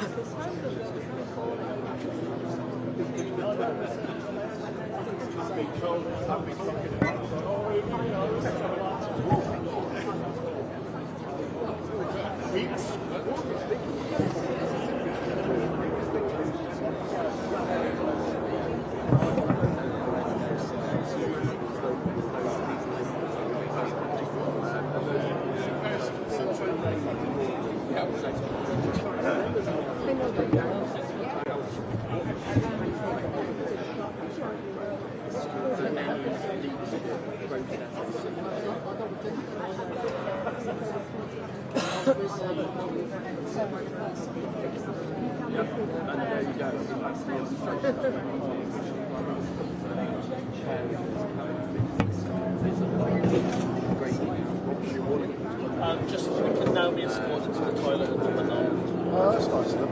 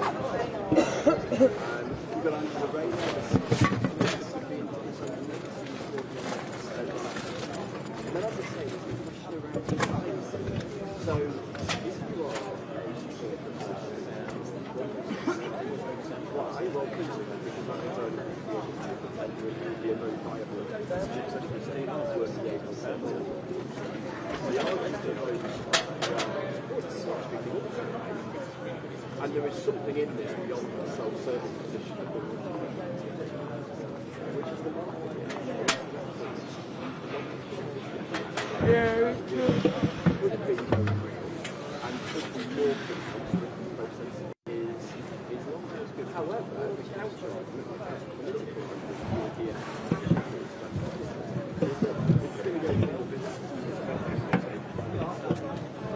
the very least that government can do is we had the money looking at the full breadth of the rather than putting somebody and that gets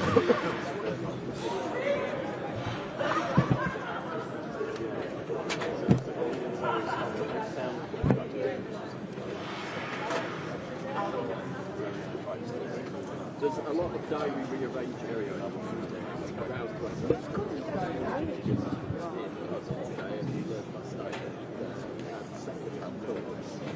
the reality at the moment is so minimised that people might have to what we're going to do and that's kind of where we are. The future will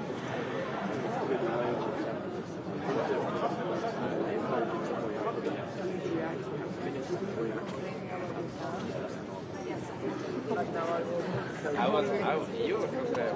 I was complaining about the sun on my eyes. Not all the sun is getting. I wanted to eat. I'm happy with the sun. I want to send a present. Yeah. Forget this life.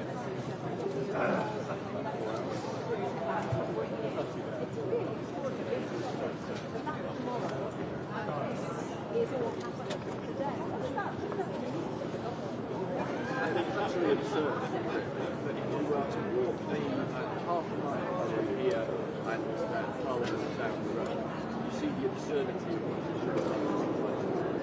all the roads are going to be in the way. Why is the carriage down by the sovereign will open Parliament, the state open year or so for a session of Parliament where they're going to set out to build this administration in a year or so ahead.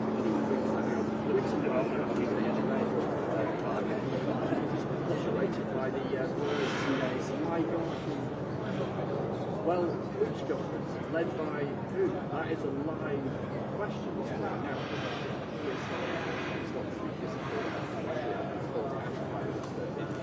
Minutes or in hours, but who would be around to lead the government to implement that legislation? That is totally live question,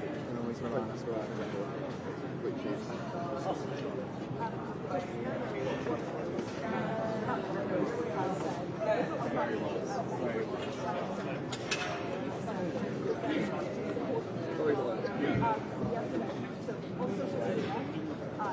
apparently, as we're looking back at now, stability and consequences. Yes, we're showing that now to our viewers. This is not a thing. Stability has consequences. Lives. The people who we're in the shop. elected us less than 2 years ago must unite No, they don't all eat from the same place. They come on tracks or groups of them from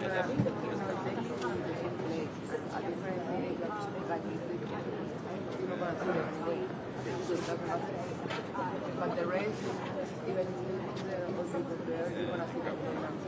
yeah, we have a rear guard action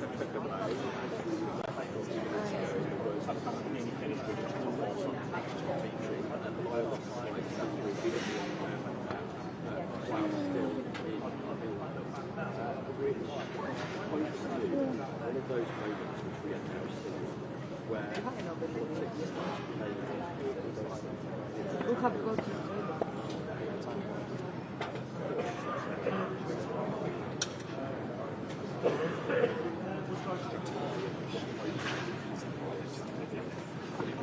much more transparent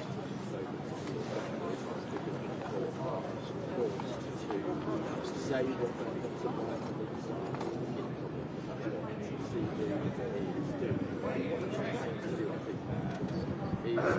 authentically articulated, but also get to the views of the citizen. Many of them are upset, deeply unpopular. They don't want to they can see how it rolls. They can see how on the doorstep and that includes, by the way, some of those who have come to a reluctance that the Prime Minister let go. They waited on in the last few days. I talked to one of those who was on the 70, 80 odd who were saying,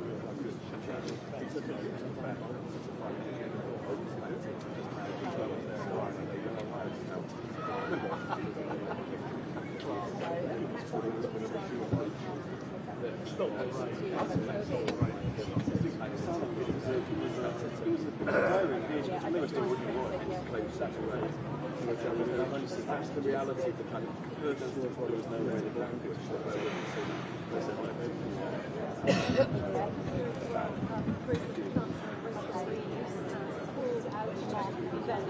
in the city of London, that is June.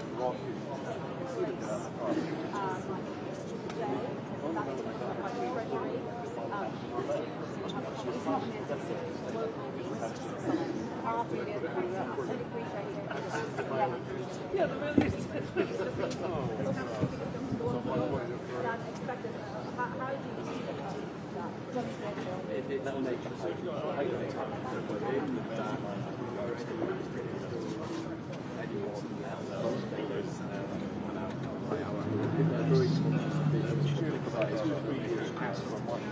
How things are or what might happen, we don't know because it's kind of changed with that's the reality of place like this. Put yourself as a choosing the Chancellor or indeed everyone else that is probably up to political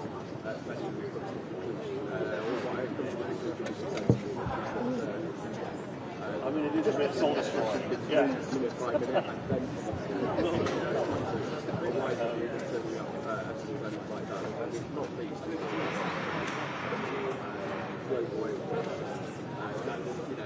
And a Chancellor who's been in hugely conscious for the best part of the last 2 years. Yeah, I've got to think of that desire to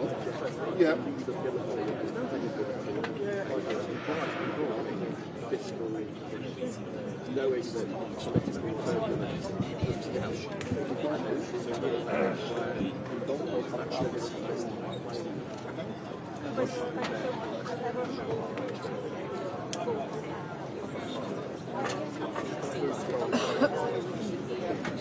Downing Street. So that cabinet meeting continuing behind me, we saw that the Prime Minister threw down the gauntlet at the start of that meeting with his short statement to his colleagues there in Cabinet, urging them not to plunge the UK into chaos effectively. That was the gist of what he was saying. We had a spokesman from the Housing Secretary, Steve Reed, as the meeting was apparently taking place, saying this is not a game, warning against instability, urging the party to back the Prime Minister, and at the same time we're hearing that the number of MPs calling on the Prime Minister to go to set up a timetable for his departure has ticked up slightly, now standing at 78, so approaching a quarter of the party's parliamentary body. We will be back here very shortly with you in Downing Street, or very late right now, a short break around the world. And across the UK, this is BBC News.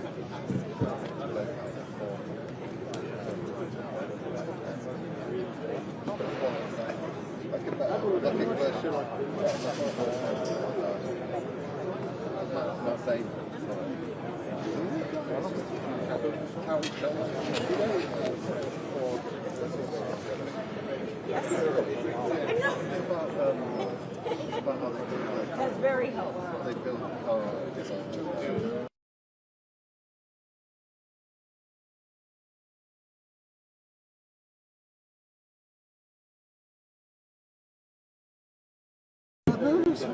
Yes, and I'm also happy about the Did you catch that? I've got Henry back with me as well.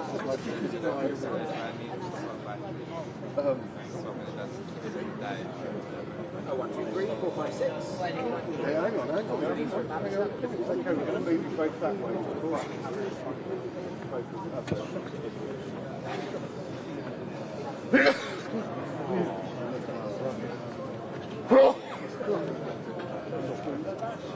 Hello and welcome back to Downing Street, which is going to be the scene of a really consequential day for politics in the UK, one way or another.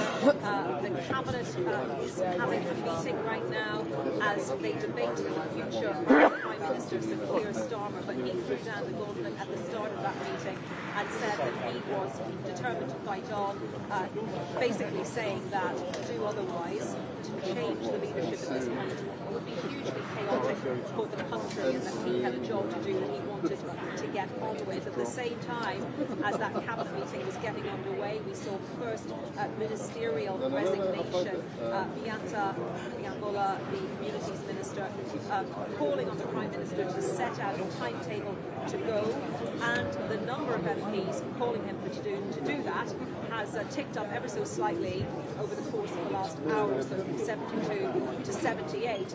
But then in the cabinet meeting itself, you had the Housing Secretary writing a post on social media saying that it would be essentially ridiculous for the party to try to change leadership and that it would only deliver instability. So that is a broad overview of what's been happening in the last hour or so. We just don't know what the cabinet is going to do after this. Many of them likely will follow without having fully made up their minds, without fully having arrived at a position on what they want the Prime Minister to do. But we do know that Shabana Mahmood, Secretary, she sent this yesterday, wants the Prime Minister to set out a schedule for his departure. So he is in there really fighting for his leadership of the party, the government, the UK right now, and trying to persuade those cabinet ministers around the table to back him. Let's just show you some of those ministers arriving a little earlier today in Downing Street for that meeting, which is now underway. Each new arrival was greeted with a similar question from all of us waiting journalists here. So take a listen.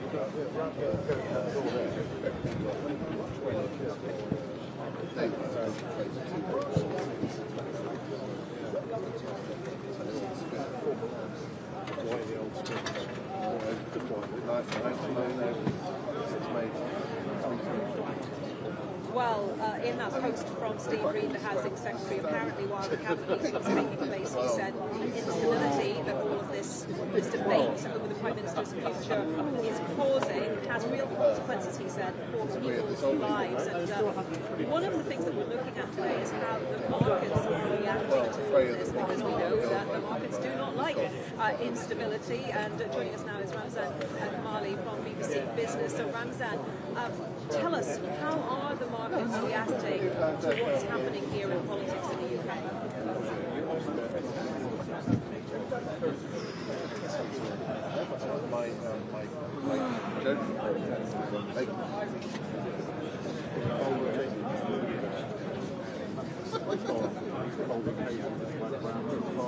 Oh yeah, yeah, see that, definitely.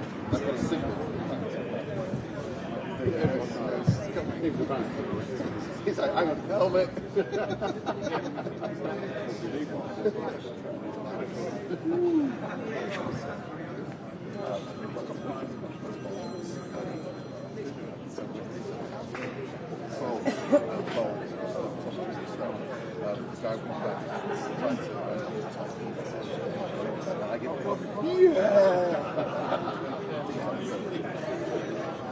I just called myself.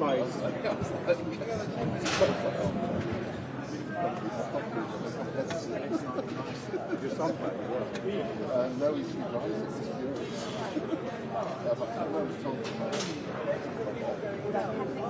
no, he didn't.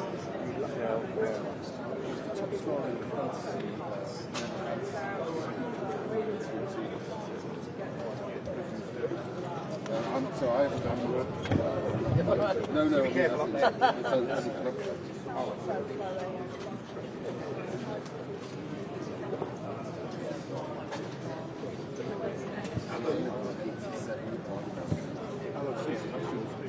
So we all have like fun. Did it get rejected? I lost it. What happened? No. Yeah. You get turned away? Why wouldn't they let you go? No.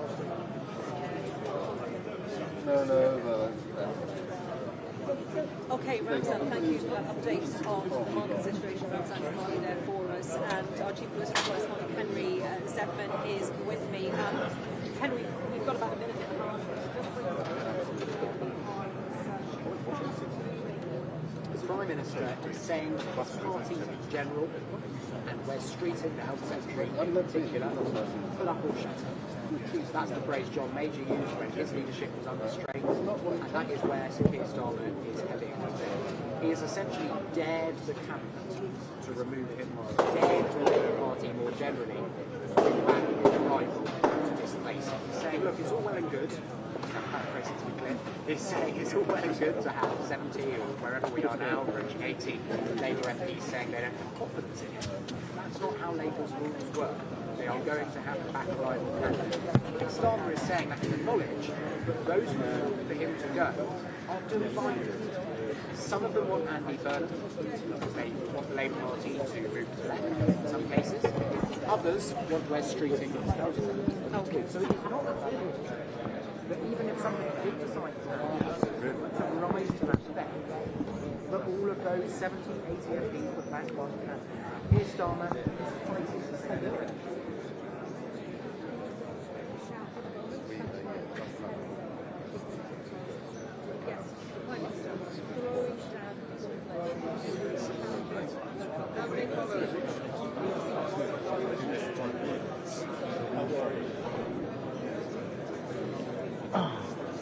Well done, everybody. Thank you. Now then,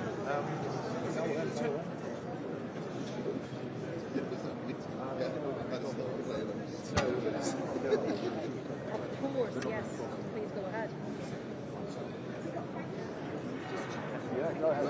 Please.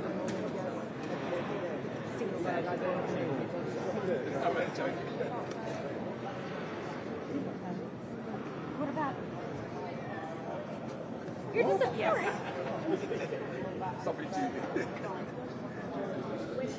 Yep. This is what I'm trying to That find sounds out. good, Cameron. Yeah, yeah, sounds good. Thank you. No, I don't think so. No. Hey, Joe. I'm all right. Yeah. Well, I mean, Yeah. it's very easy. So what do we need to do? So we need two. This is very good.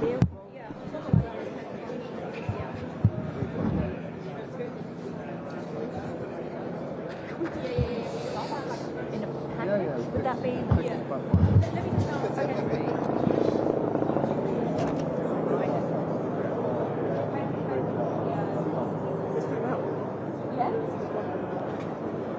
Channel 2. Channel 2. 2. Yeah. Yeah. Can we say Sorry. I hope so. It's getting my throat. Yeah. I've got some eczema, yeah. Yeah, I think we can talk about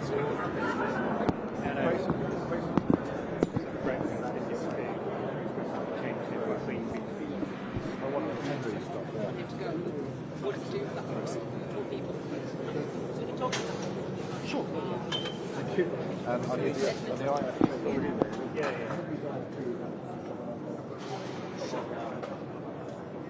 Really subtle, isn't it? I shove it.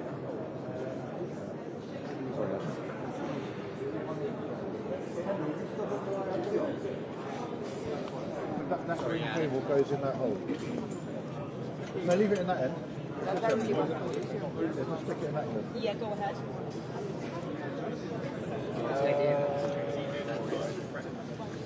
Yeah.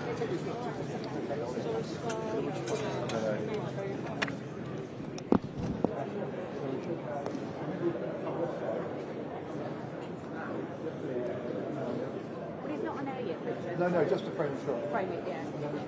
And then we can just relax a little bit. We'll be ready for Sorry, guys. Sorry. Thank you. That's it. Oh, sorry. So we don't want to cancel. You're going to have to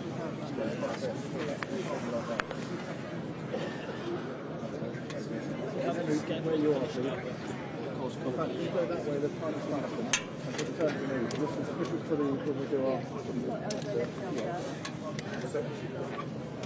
I've got Cindy with number 10.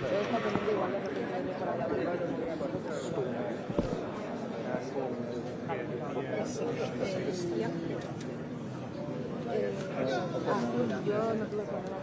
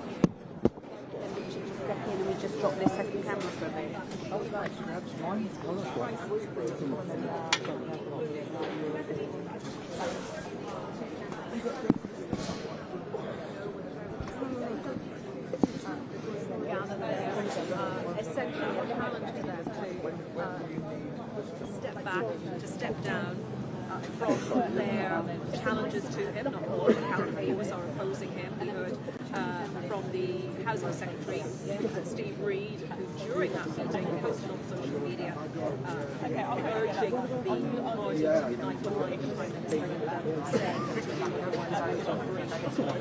Perfect shot. It looks just really nice and straight and elevated. How these cabinet ministers will react during that meeting. Will they come out of that doorway? Position is obviously. Have you asked the Prime Minister to step down, Minister? Should the Prime Minister resign? Has anyone got the guts to challenge Keir Starmer?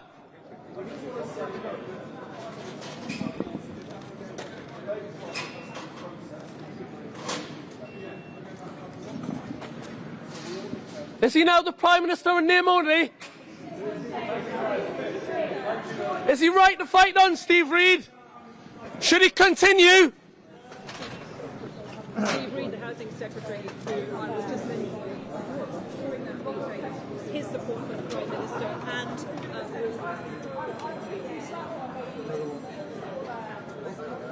have you asked the Prime Minister to step down, Lisa Nandy? Should the Prime Minister resign? Has anyone got the guts to challenge Keir Starmer? Is it over for the Prime Minister?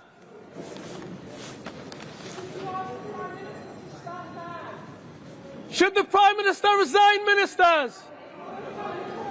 Is it over for Keir Starmer? Has anyone got the guts to challenge Keir Starmer? Is the Prime Minister in name only?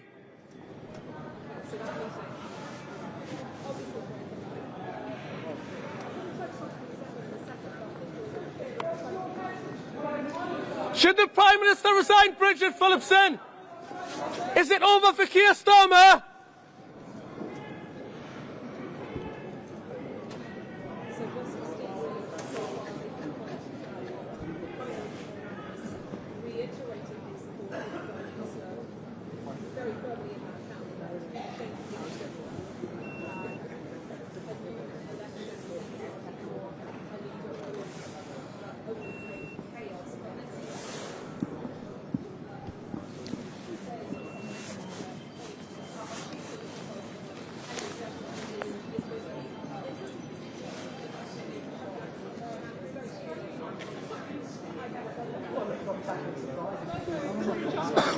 You support the Prime Minister, basically.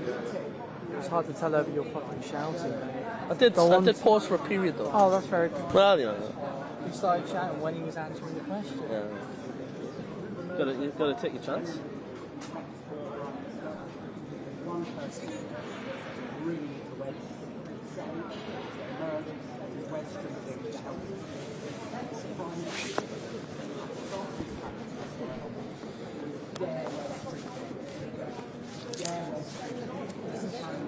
I can't tell because this guy was shouting. I told you to stop. I told you to put the microphone because he was saying something.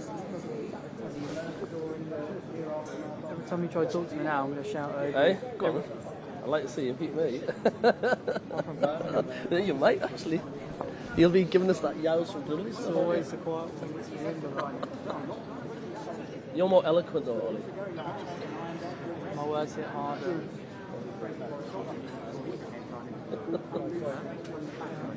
I think you're a straight top of bulletins. Where's Catherine?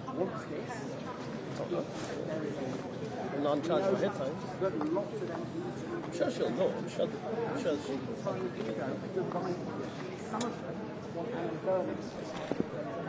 Have you asked the Prime Minister to step down, Minister? Should the Prime Minister resign, Peter Kyle?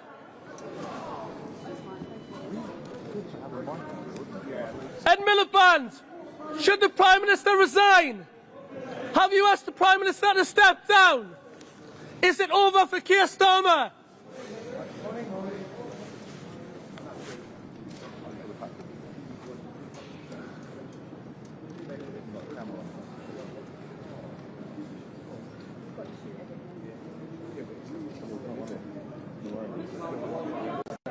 Should the Prime Minister resign, Peter Kyle? Is it over for Keir Starmer? Liz Kendall, should the Prime Minister resign?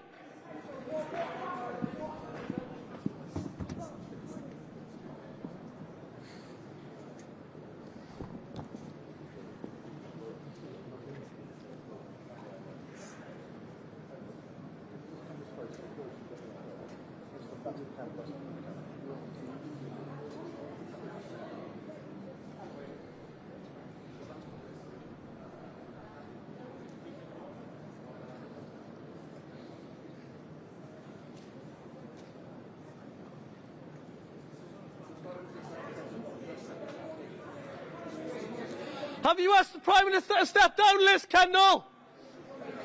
Is it over for the Prime Minister?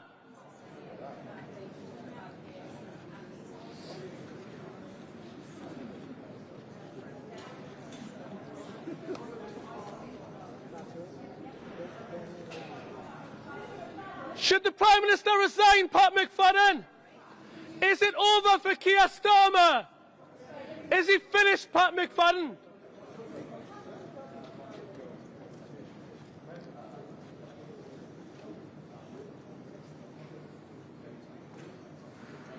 Is he Prime Minister in name only, Pat McFadden? Is his time up? Is this the end, Pat McFadden? Is he right to fight on?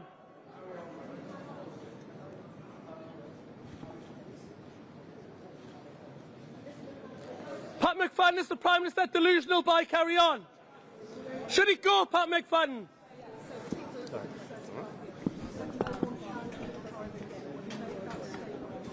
First major on this side.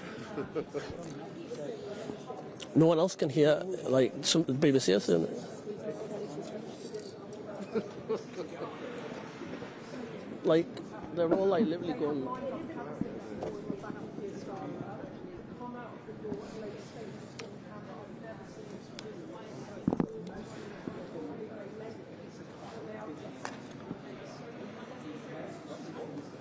We're streaming some of them.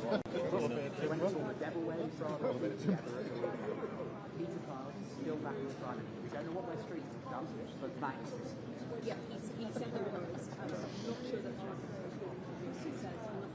Laugh, don't you, Charlie? Yeah. So, as far as chuckling away.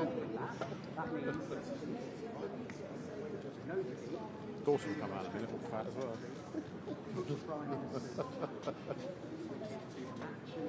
Formally go for it, run away to the as a recap, the Prime Minister's argument that only was that the leadership process has not been triggered. It doesn't matter how many MPs say they do or don't have confidence in this. 81 MPs for a fact rising factors.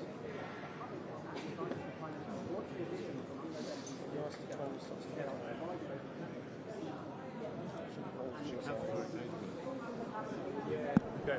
and I'll tell you how to put it back depending on what's happening tomorrow. Last night, so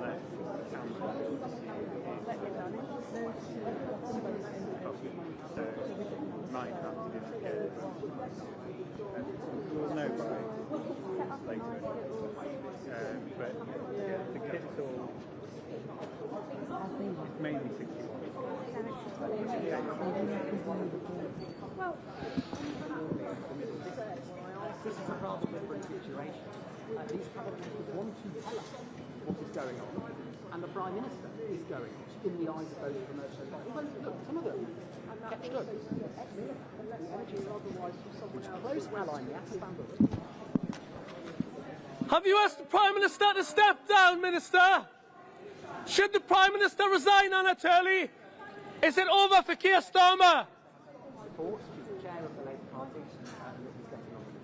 Yes, we heard that from quite a few. We're getting on with the job. And I just wonder, put this in or should I put this in? On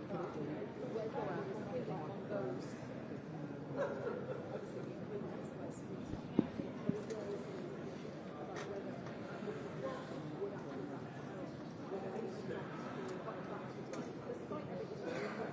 I've been speaking to a lot of people over the course of this cabinet meeting, as everybody digests what the Prime Minister says. Supporters of West Streeting, opponents of West Streeting, people who just want to pull a pillowcase, put their head on a pillow and hope it all goes away.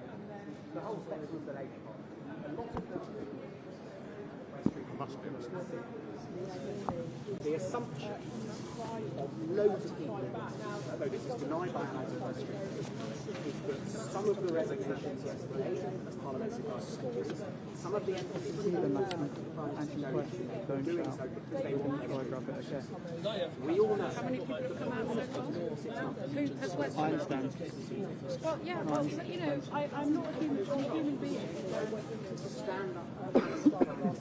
Does he end the diminished figure? That is officially one of the views, I think, of the Prime Minister's gambit today. And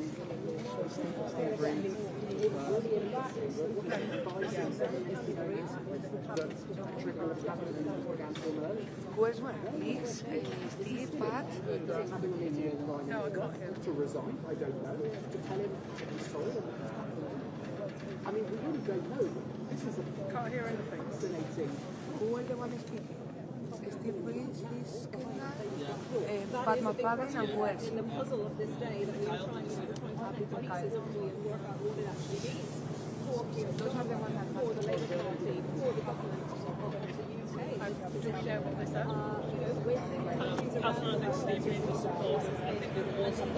Well, yeah, Steve Reed was tweeting. No, I can't hear anything.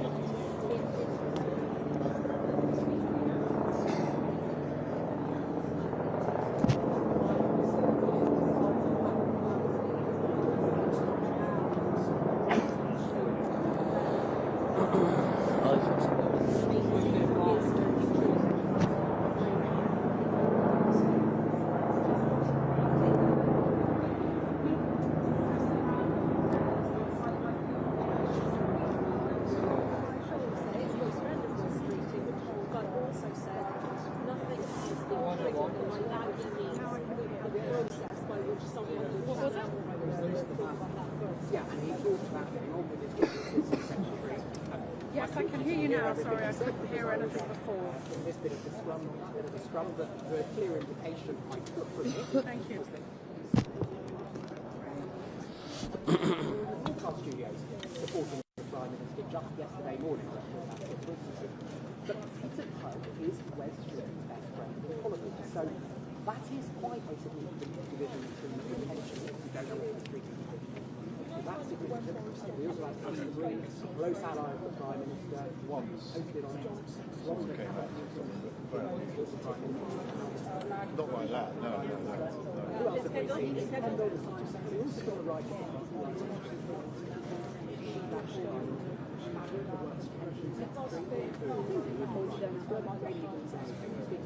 I think he said, yeah, I'm pretty sure he said, we're getting on with the job.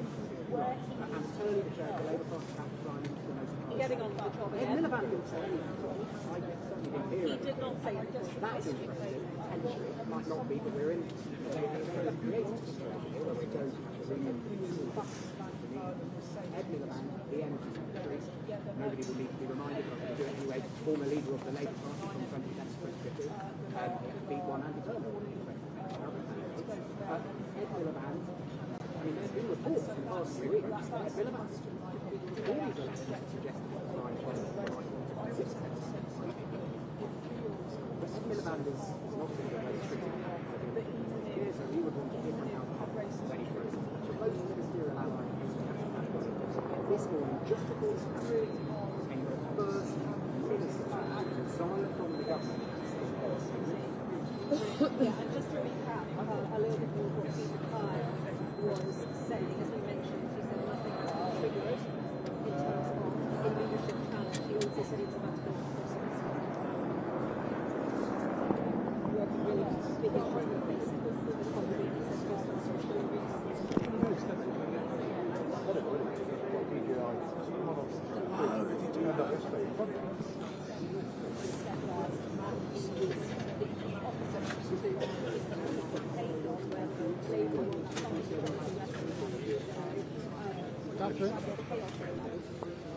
Have you asked the Prime Minister to stand down, Lord Helmer? Should the Prime Minister resign? Is it over for Keir Starmer? Not explicit support from the Attorney General, but let me tell you, British Home Secretary talking to the Prime Minister. It's not come out. Sorry? It's not come out. Well, Streeting hasn't came out. That's a noticeable one, obviously. Perhaps he's saying, please don't challenge me. You never know. What's going to come out without that? I'll make you Chancellor, Wes, if you don't challenge me.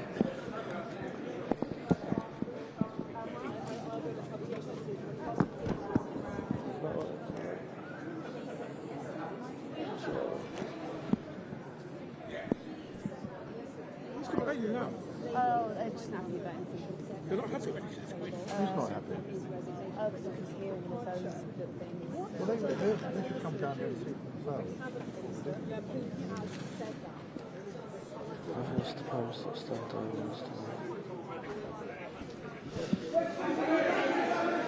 Wes Streeting, do you want to be Prime Minister?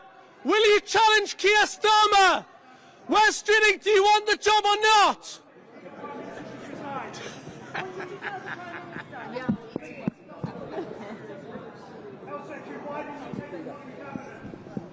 Are you measuring the curtains, Mr. Streeting?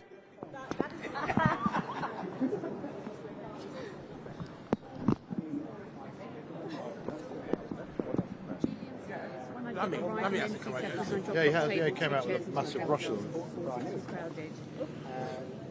But I think he's going to have to see something either way. Yeah, the plan He's going to have to wheel it all down to France. We need to find our cabinet. He's going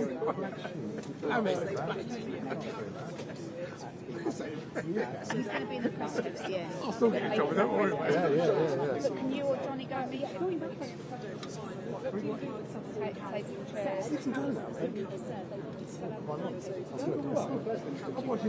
Yes, well, good morning. We're down at Street where the Cabinet have been emerging following that critical meeting we just saw. Where's the Street? Yes,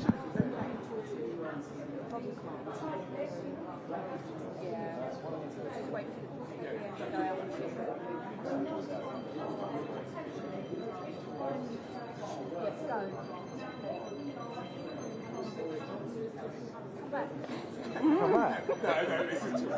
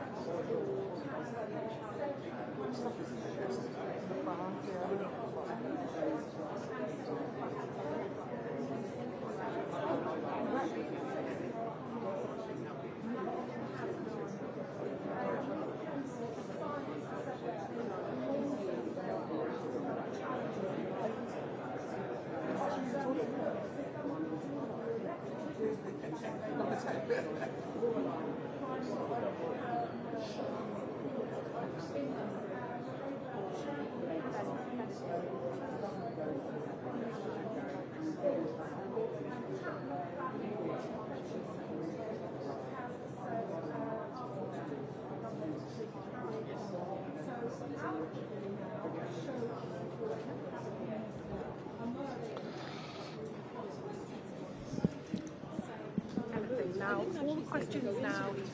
81 MPs.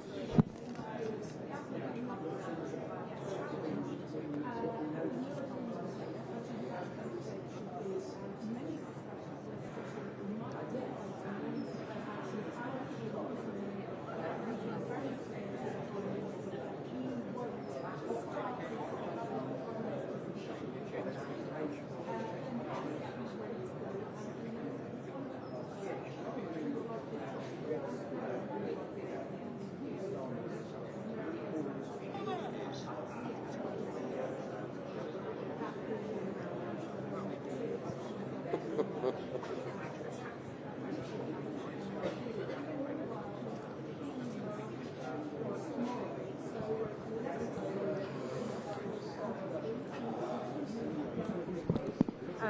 there could be a pause because the King's Speech and the Prime Minister's doing shopping. At the moment, simply no one knows. That was repeated by others as well. So the nonsense concerned about integrating collective process actual inspection, legal and illegal immigration so we need to raise So she's really been front and centre of the Labour Party's attempts to deal with immigration, irregular immigration.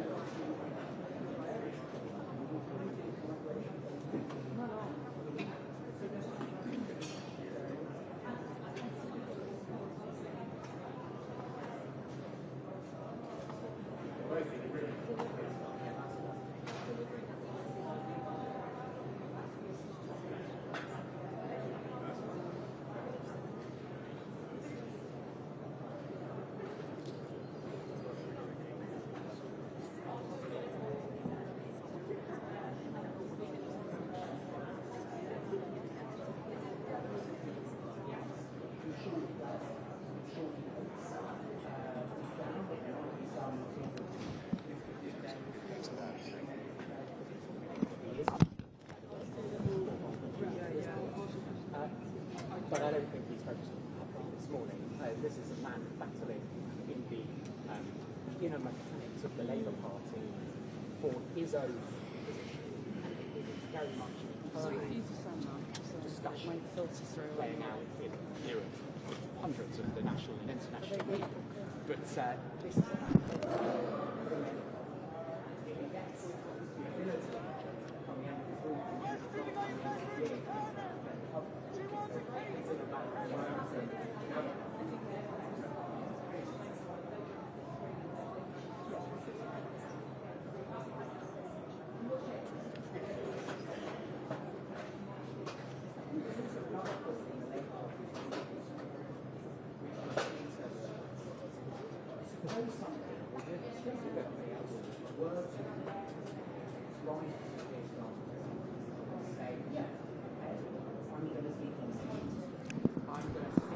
the backing of 81 Labour MPs to take you, Keir Starmer, on for the leadership.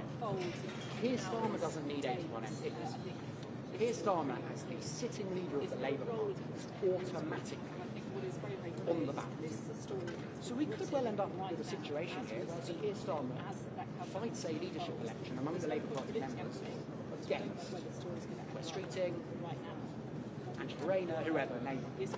And that's potentially fascinating because while it would be an internal Labour Party contest, it gives Sir Keir Starmer the opportunity to make arguments in public.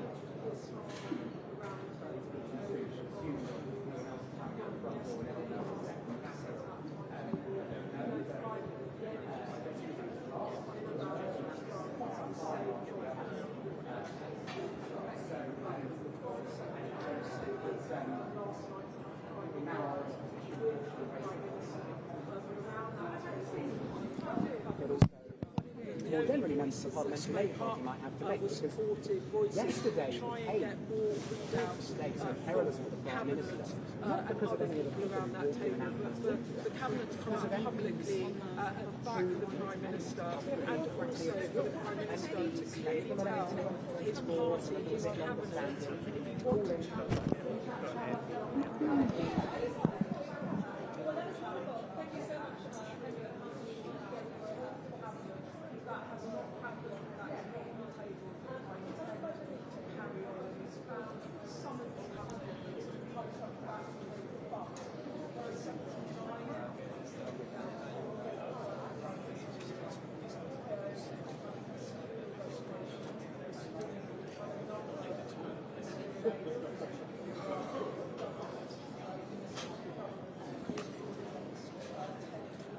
It's Baroness Jenny Chapman. Well, no one has a stop. Member of House of Lords, Philip. Well, no one has a stop. For now, we're now waiting to see what the reaction will be.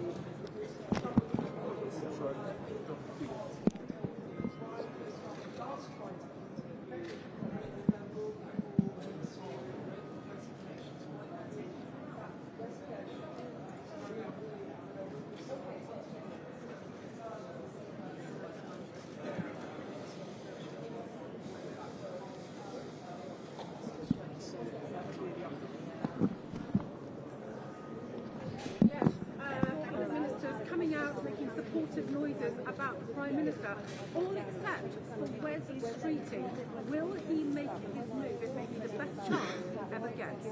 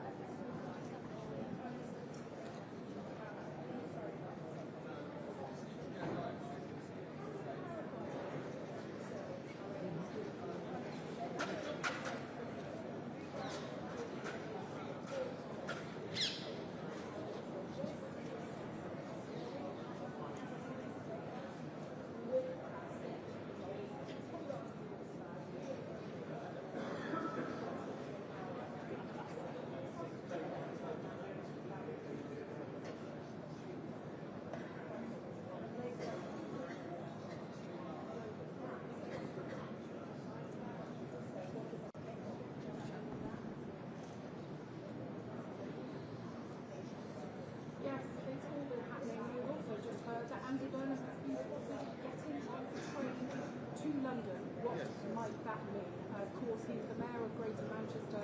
He is the prince over the water, if you like. He is the favourite among many Labour MPs to be the next Prime Minister. He doesn't have to look at the Labour. There is a Labour Prime Minister. The Cabinet meeting has just concluded. We've had a succession of Cabinet ministers, coming out and saying that the Prime Minister is showing leadership, that they are united on dealing with the challenges facing the country, and basically that it's going nowhere. That is the message that Number 10 briefed to us when the Cabinet meeting was still going on. One exception to that sort of show of solidarity was the Health Secretary Wes Streeting, a man who we all know is the Prime Minister, who's made no secret of that for many, many years. He came out, he said nothing, but there was so much speculation that he might decide to leave. I spoke to one of his allies earlier and they said, look, he said he will not start if it comes to eventuality. He's able for the Prime Minister to remain. He is ready to challenge. He's not ready to honestly. We don't honestly know. Alright. Move over. Ollie's just spotted it.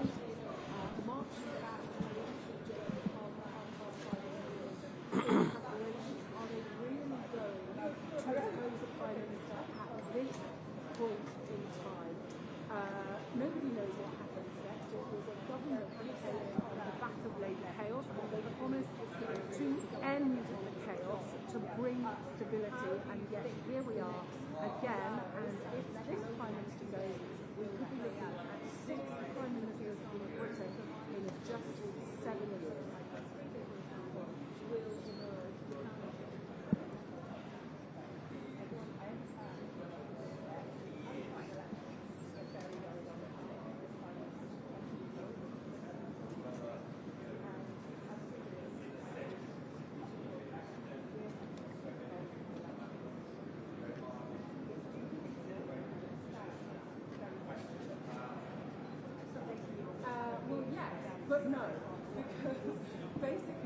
he's in the best position. Andy Burnham doesn't have a seat. That will take weeks and weeks, even if somebody stood down by-election, even if it ends at rules, might be a contest that would rule him out. But there is no way. Baroness Chapman, is the game over for this Prime Minister? Should the Prime Minister resign? Is it right that he fights on, Baroness Chapman? Will anyone challenge the Prime Minister?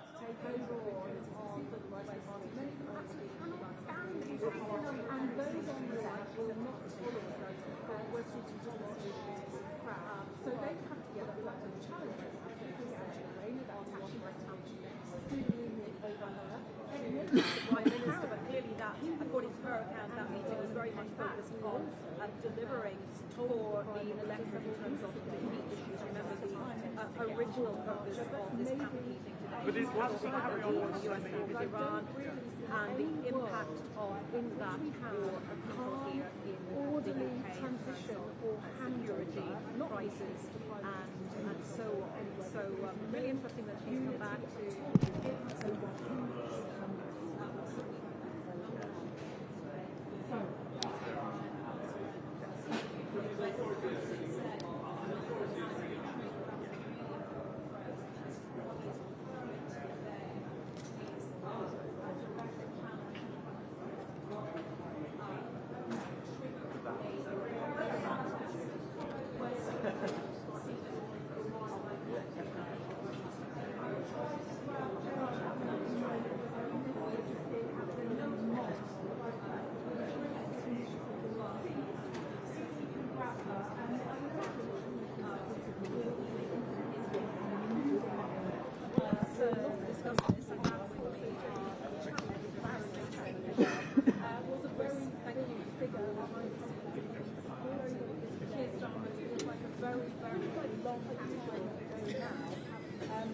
when he became the leader of the Labour Party.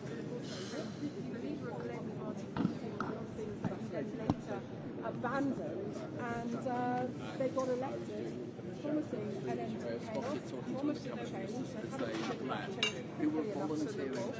and there's no agreement on what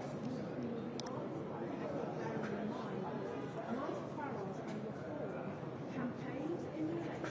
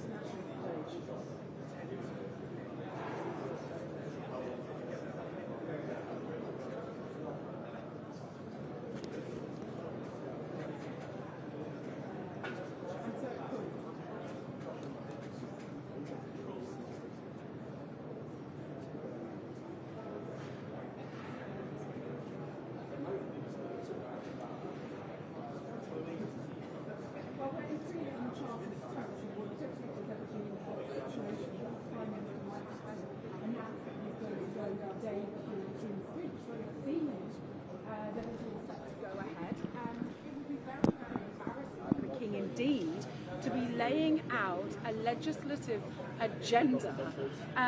If the Prime Minister has already said that he is going to stand down, I don't know what's going to happen in the next few hours, but it could be that people decide to hold their horses for now and we get through the King's speech, but then people move after that. It's very, very febrile for all the people having a nervous breakdown about what has happened in the elections and thinking we need to get rid of him and we need to get rid of him now. There's plenty of others who feel despairing, very sad. No, it's just really quite slow. Because they promised change, they promised not to be like the Conservatives.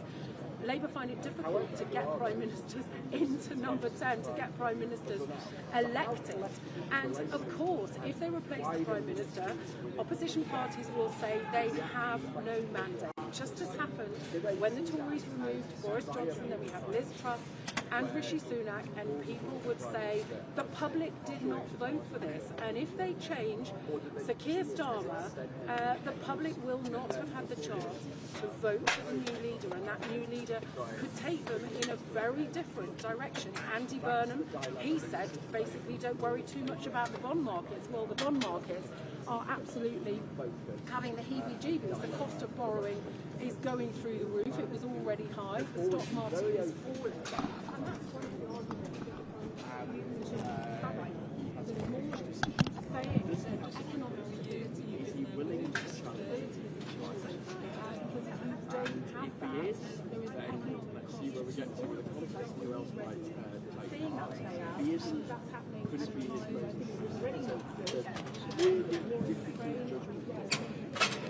One of which might lead to him being Prime Minister, the other of which could be the end of his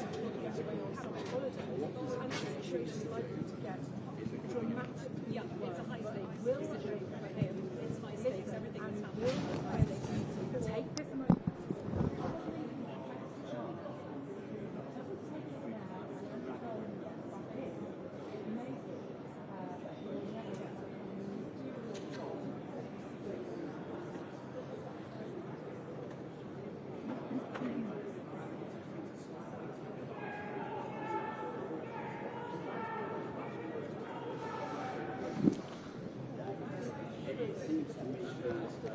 Yes, that's right.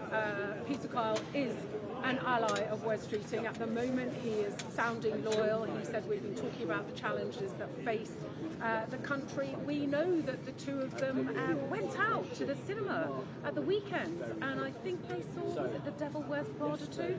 I think they did. So they were asked the other day what had been discussed, and Peter Kyle said, well, we always discuss the state of the world and the leadership, but sort of intimated that they hadn't discussed the Prime Minister specifically. To have been a fly on the wall.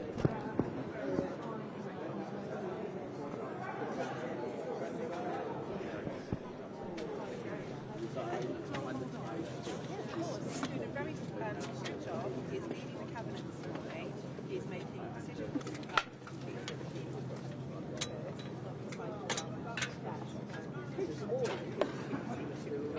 I very much hope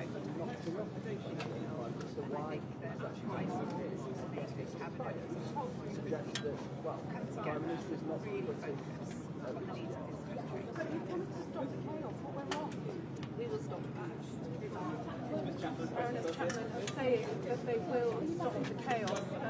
Well, that is her optimistic view, but it does feel like the chaos, frankly, is already here.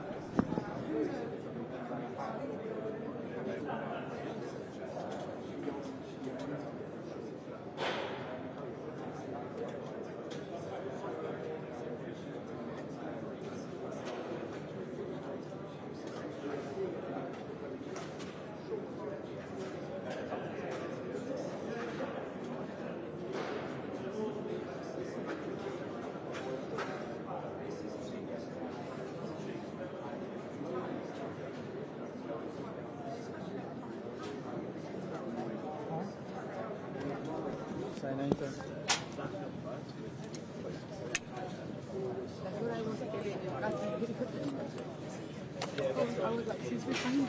Do you know what? Thank you.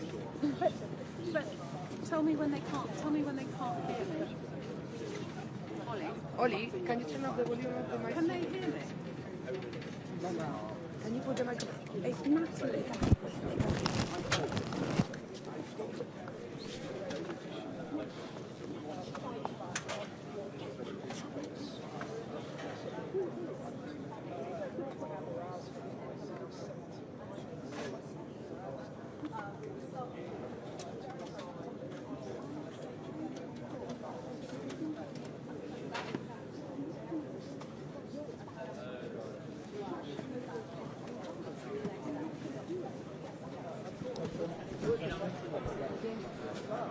Should the Prime Minister resign, James Murray?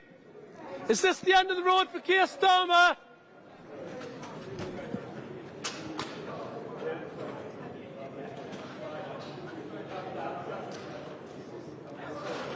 Bloody hell.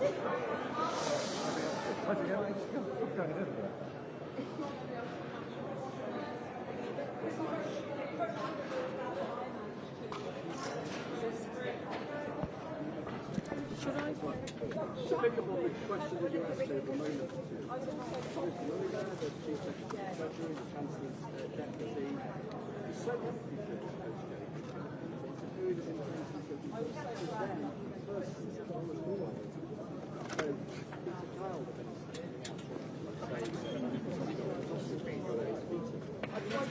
do that because taking his diary and he'll carry on for as long as he can, but he didn't.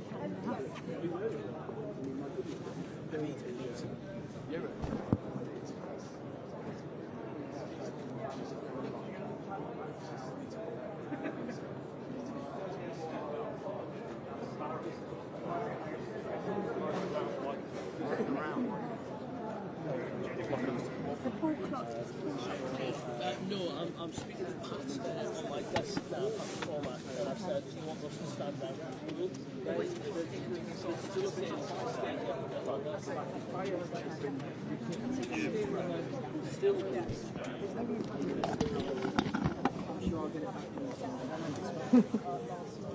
Sorry.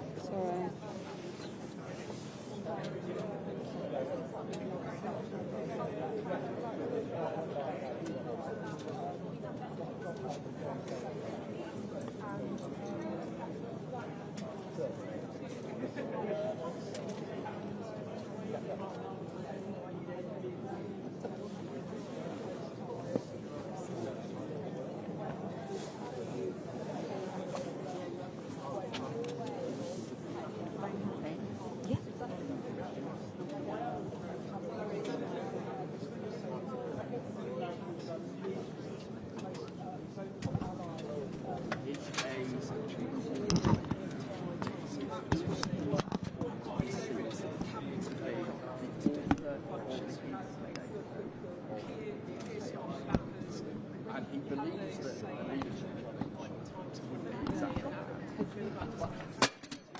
And it's had to be opinion where the elector is being seems so surprised.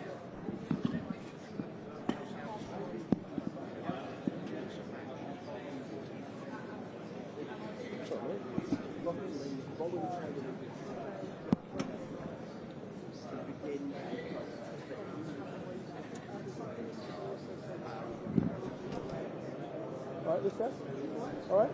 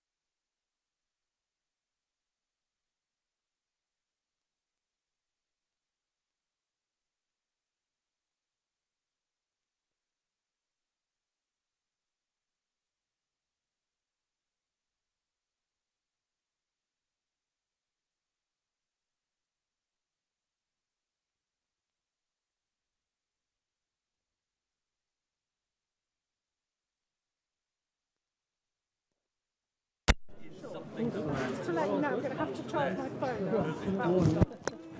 Yeah, I'm not doing anything wrong. I'm just.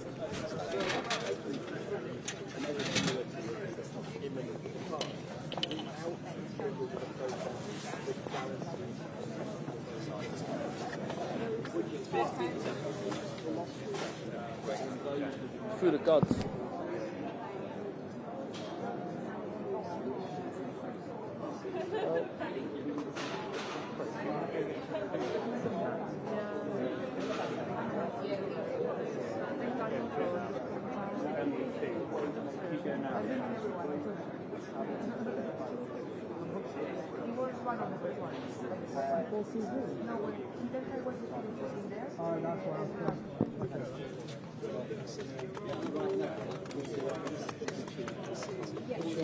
Sorry?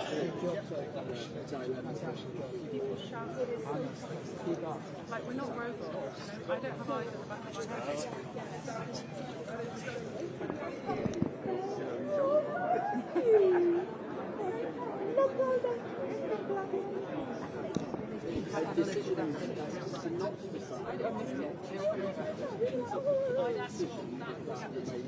Yes. Are we done here? Stay a touch longer to be safe. I agree.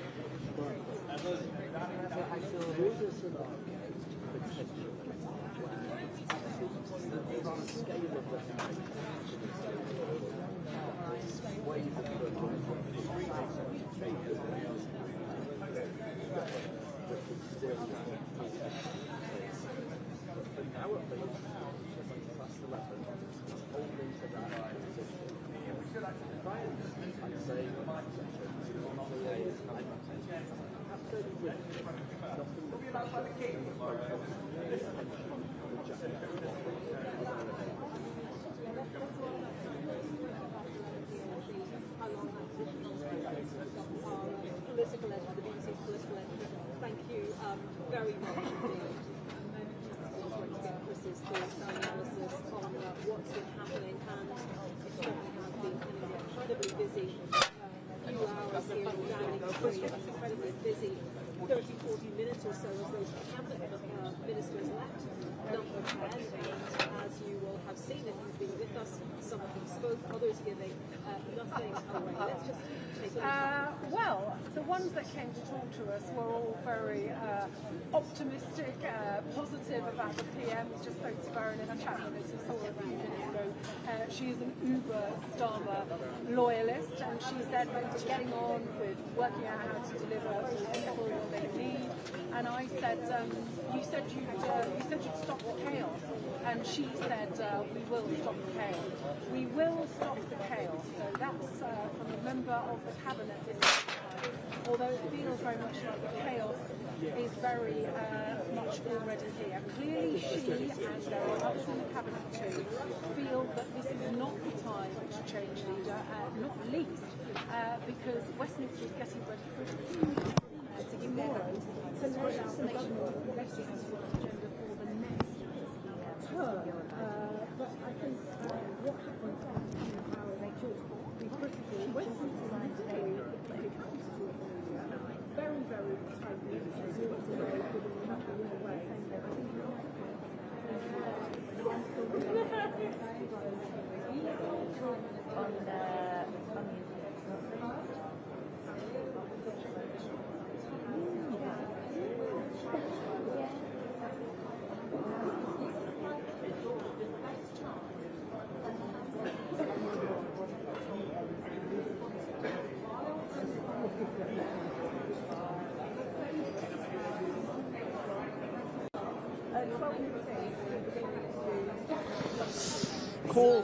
The general public while he is out of the picture and doesn't have but if Westminster yesterday, he won't know ways to say the left-hand party will allow that, so then he might be Angela Rayner. Well, the HMRC is to investigate her over tax. She said yesterday that it was a mistake not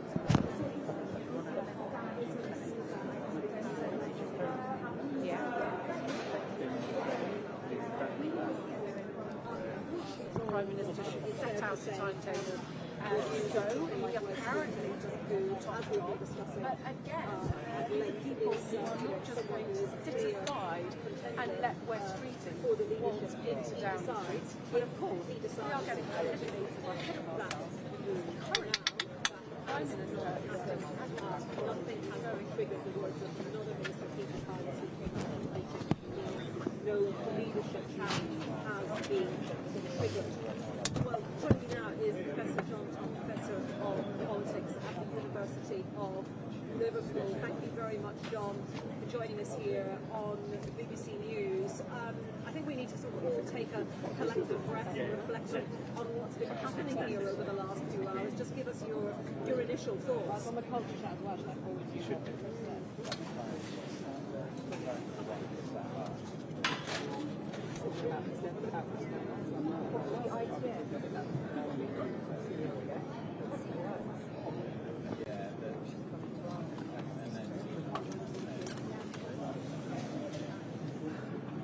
That's all of them, right? Oh, I think so. I think it's the weird swing is a bit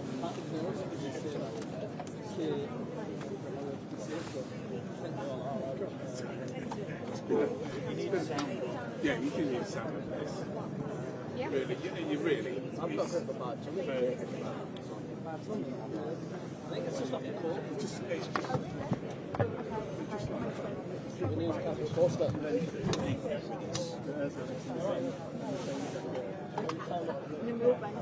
You're Chris and Actions. I know we are. We got ready this morning last night. This is proper. You okay? Yeah. See you in a bit. Thank you. You too. You're sorry? Oh, where is that?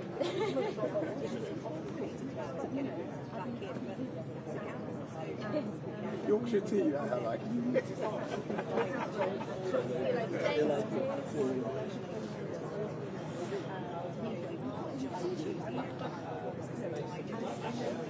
Yeah, the battle analogy is a vivid one. Yeah, around ATMPs according to the Prime Minister to go. But I think it's important to reflect that it doesn't mean that Julian's writing about would coalesce around us treating us as a character, will they?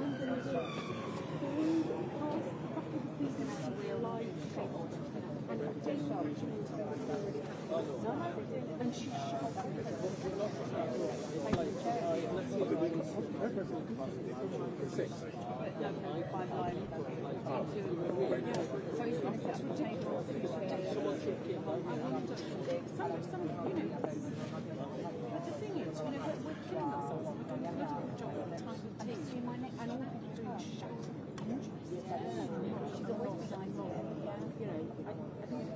I've got I'm working 9 to 6.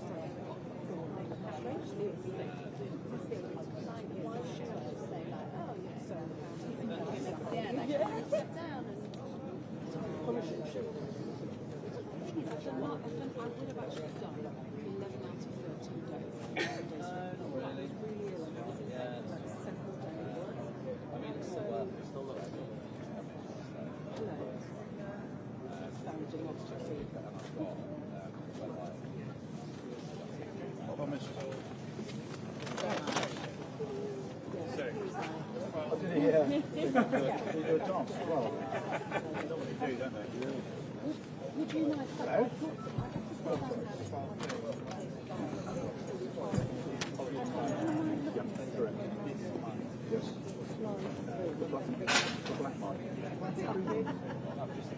Oh, got you. Yeah. Okay, yeah, and then we ran that in, well, it's in already. Yes, sir. Pass me that bottle of tea there. Yeah.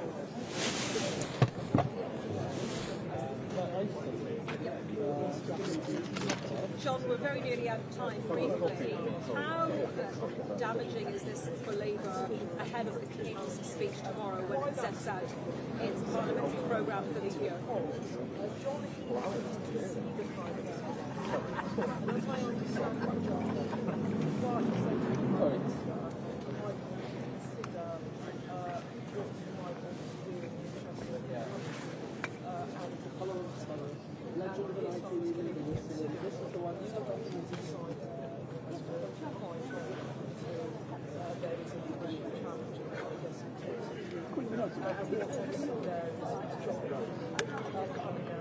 Okay.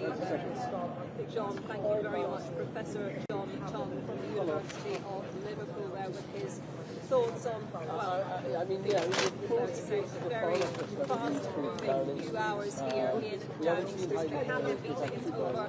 Some ministers Lucia saying there was a lot of cars inside. Do you think they left already? The cars are there, just that one is there, but it just this. Okay, so yeah, we sort of agree that there isn't any more. Obviously, Downing Street is for the press because they're going to do all of their, lives and all of that. And, for those events. But we're 4 minutes, 4 ministers. 4 minute break.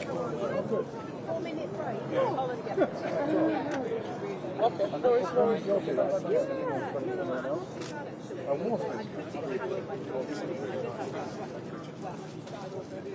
Right, 6 and 10 are definitely coming down here. Sophie at 6, Fiona at 7. Yeah, I just want to make a couple of observations.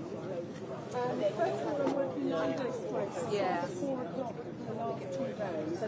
I am Yeah, not we're going to need both. I'm not a vocalist.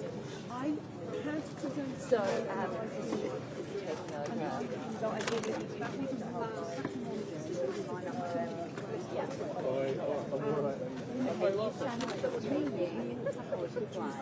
Brilliant. Okay. 12 to 2. So, yes.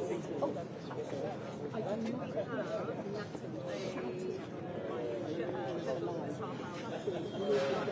let me just check. Sorry.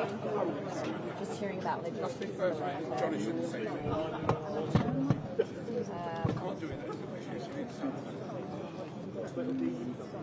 I'll also give them a wave in the gallery, see if anyone can tell me. Hello gallery. We've got all queued up. I know you won't. Yeah, can anyone just talk me through what the rolling order is, just immediately after the headlines? It's an interesting day. Yeah, we did. All of the Preston and Steve Reed. Here it is. Got it. Kyle came across, Kendall came across as well. 5 or 6 1 or 2 sort of got red. Very unusual because basically, I haven't done it. It's coming in at 12. This part of about 2 years. We've done it longer, but a lot of the experience journalists really ever do that. Right. Business reaction, yeah. Market reaction, yeah, it does. I don't see. Oh yeah, I can see the John Healy post on X. It's not kind of stop. So, well, 5% is right. That's the I'm just really upset that those are the rules? Yeah, no, I don't think, it doesn't feel like it's quite the right moment for it. No. Yeah. Someone, those people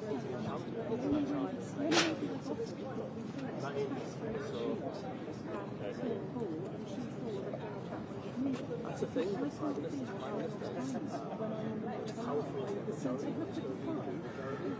So it's not easy to just remove. Sorry, just fixing my mic, which just popped off. I think I've got it. Is that sounding okay? Is that all right? Reposition the mic. Happy with time? Great, thank you.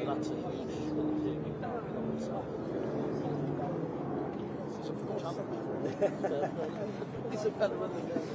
Sorry.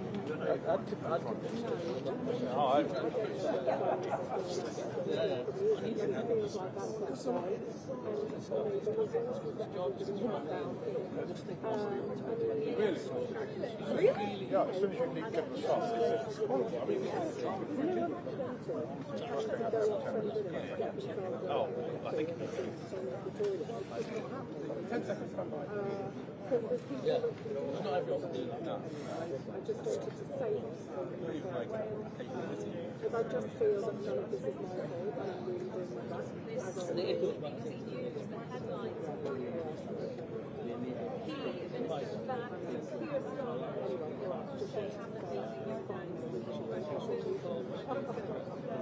Yeah, also the teams. Like, someone really needs to tell me what teams is because they say it. I have no idea. I didn't say no. They literally said a line that was just, it's not No.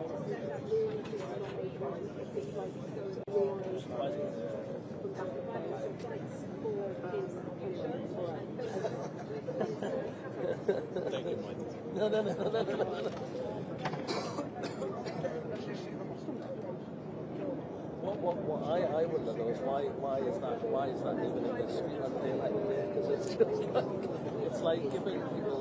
Well, it might be capital because they use the some people they'll do 2 plus 2 and get 5. But notice it's been a beautiful day down in Trinidad and the weather's quite nice. It's been a little bit cold, but it's been actually quite pleasant. I wouldn't find it complicated. No, I've had to put gloves on and jumper and alternate. Yeah, that's the only thing is because the buildings are so high, you just don't get the real. Right, I better carry on. Anyway, nice to talk to you, sir. Nice to talk to you.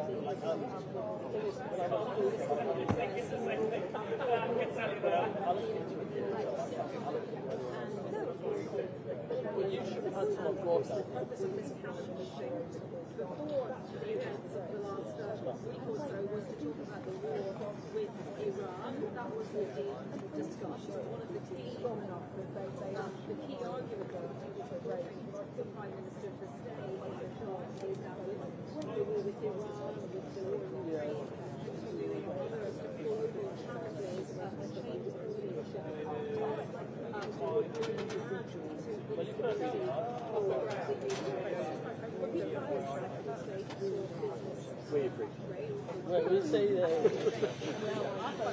she's got plenty of fans. There's some guy yelling. No, that was me. I was clearly pointing to you. It's all right. He does a sterling job with the yelling. I wonder why I get No, you wasn't brilliant. Shout it so loud and really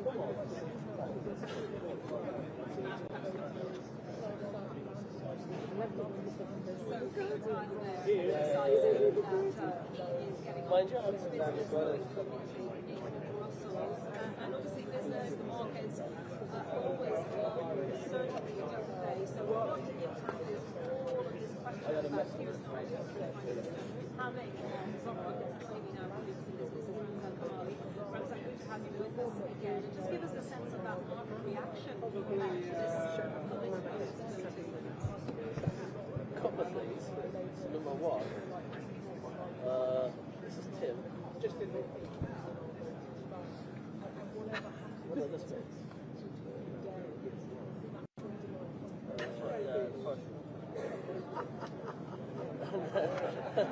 And then Lewis.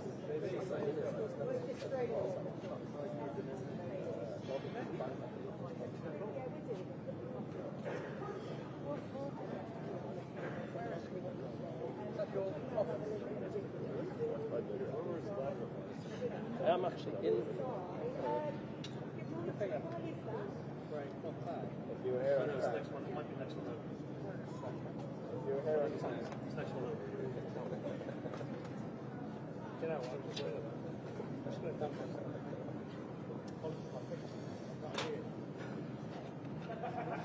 How are you? It's standing out there for a while. It's much colder.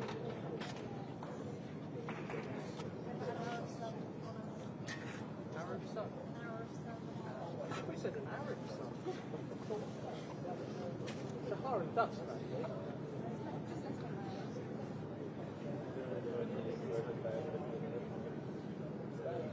Next time you get sun.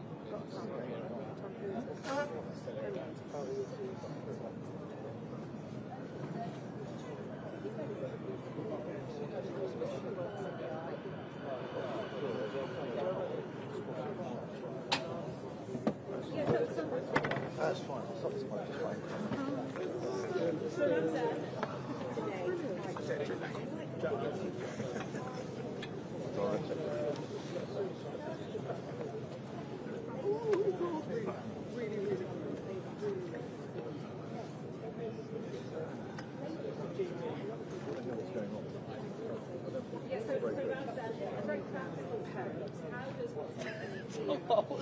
get a room in.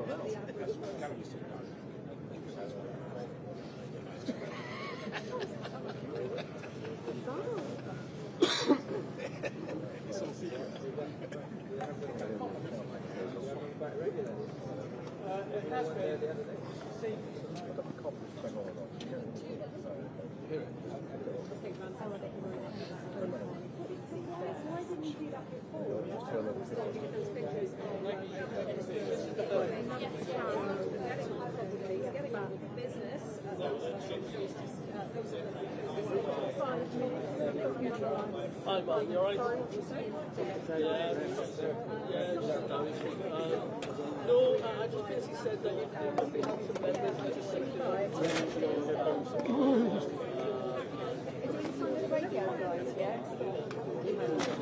Sorry?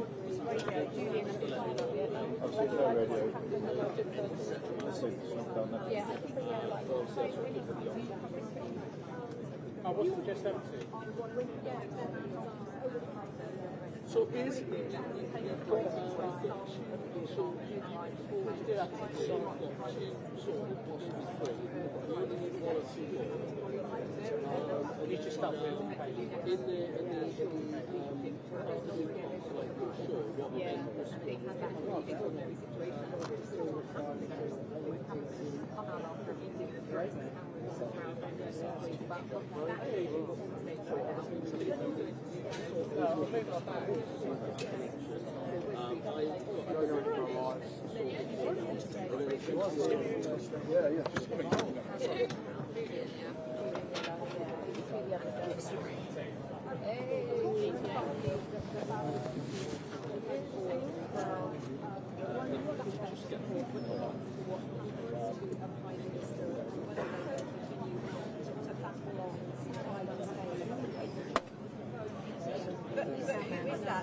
Labour don't seem to decide to decide.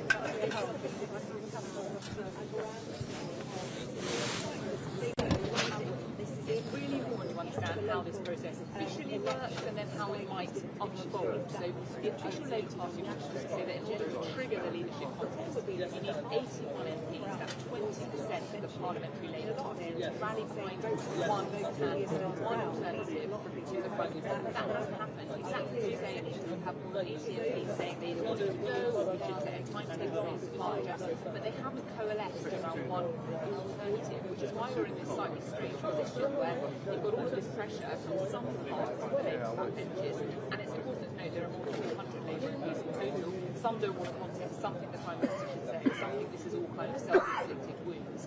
But you can clearly see there's a lot of unrest, but they haven't reached that threshold yet to come out with kind of one possible alternative. The other thing that could happen in this situation is that the pressure within the cabinet becomes too much, because the Prime Minister have got to put some more, which is why it is so interesting. Oh, sorry. They can say that, they will believe that, they hope that is the truth. There are some in the parliament that think that is absolutely the right approach, but they can't ignore everything. Yeah, I think that's for us, right?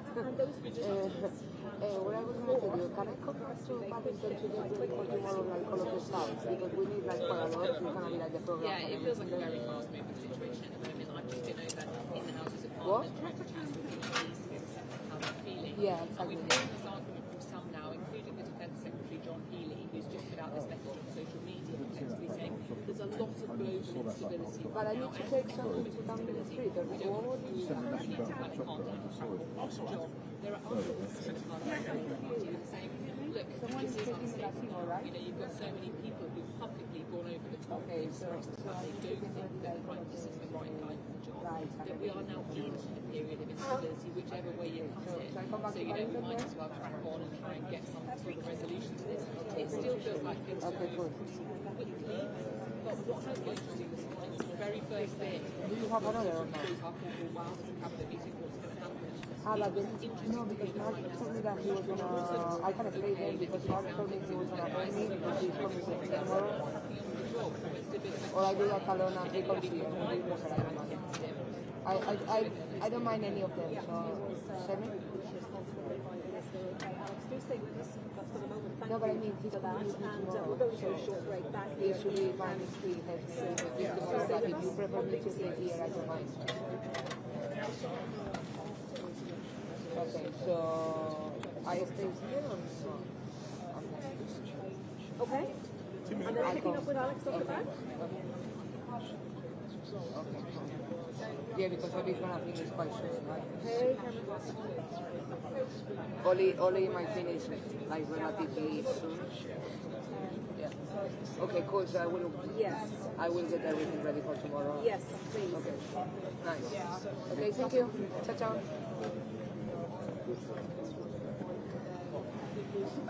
Okay. That sounds good. Yep, absolutely.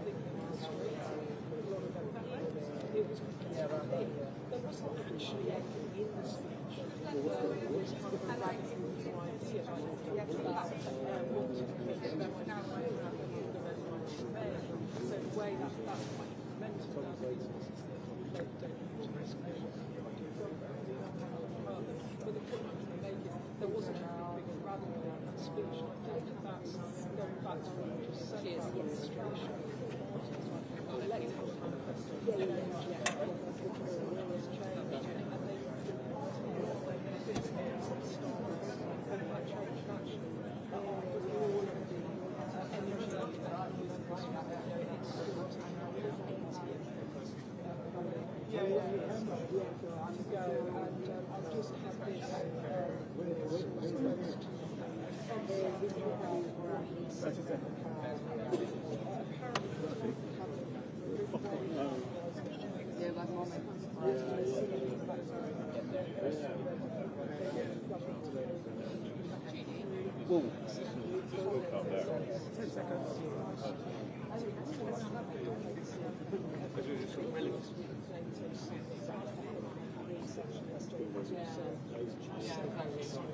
If you're watching BBC News, welcome back to Downing Street. I'm Anita McVeigh, where over the last few hours we have been looking at cabinet ministers arrived in Downing Street for crucial meeting with the Prime Minister.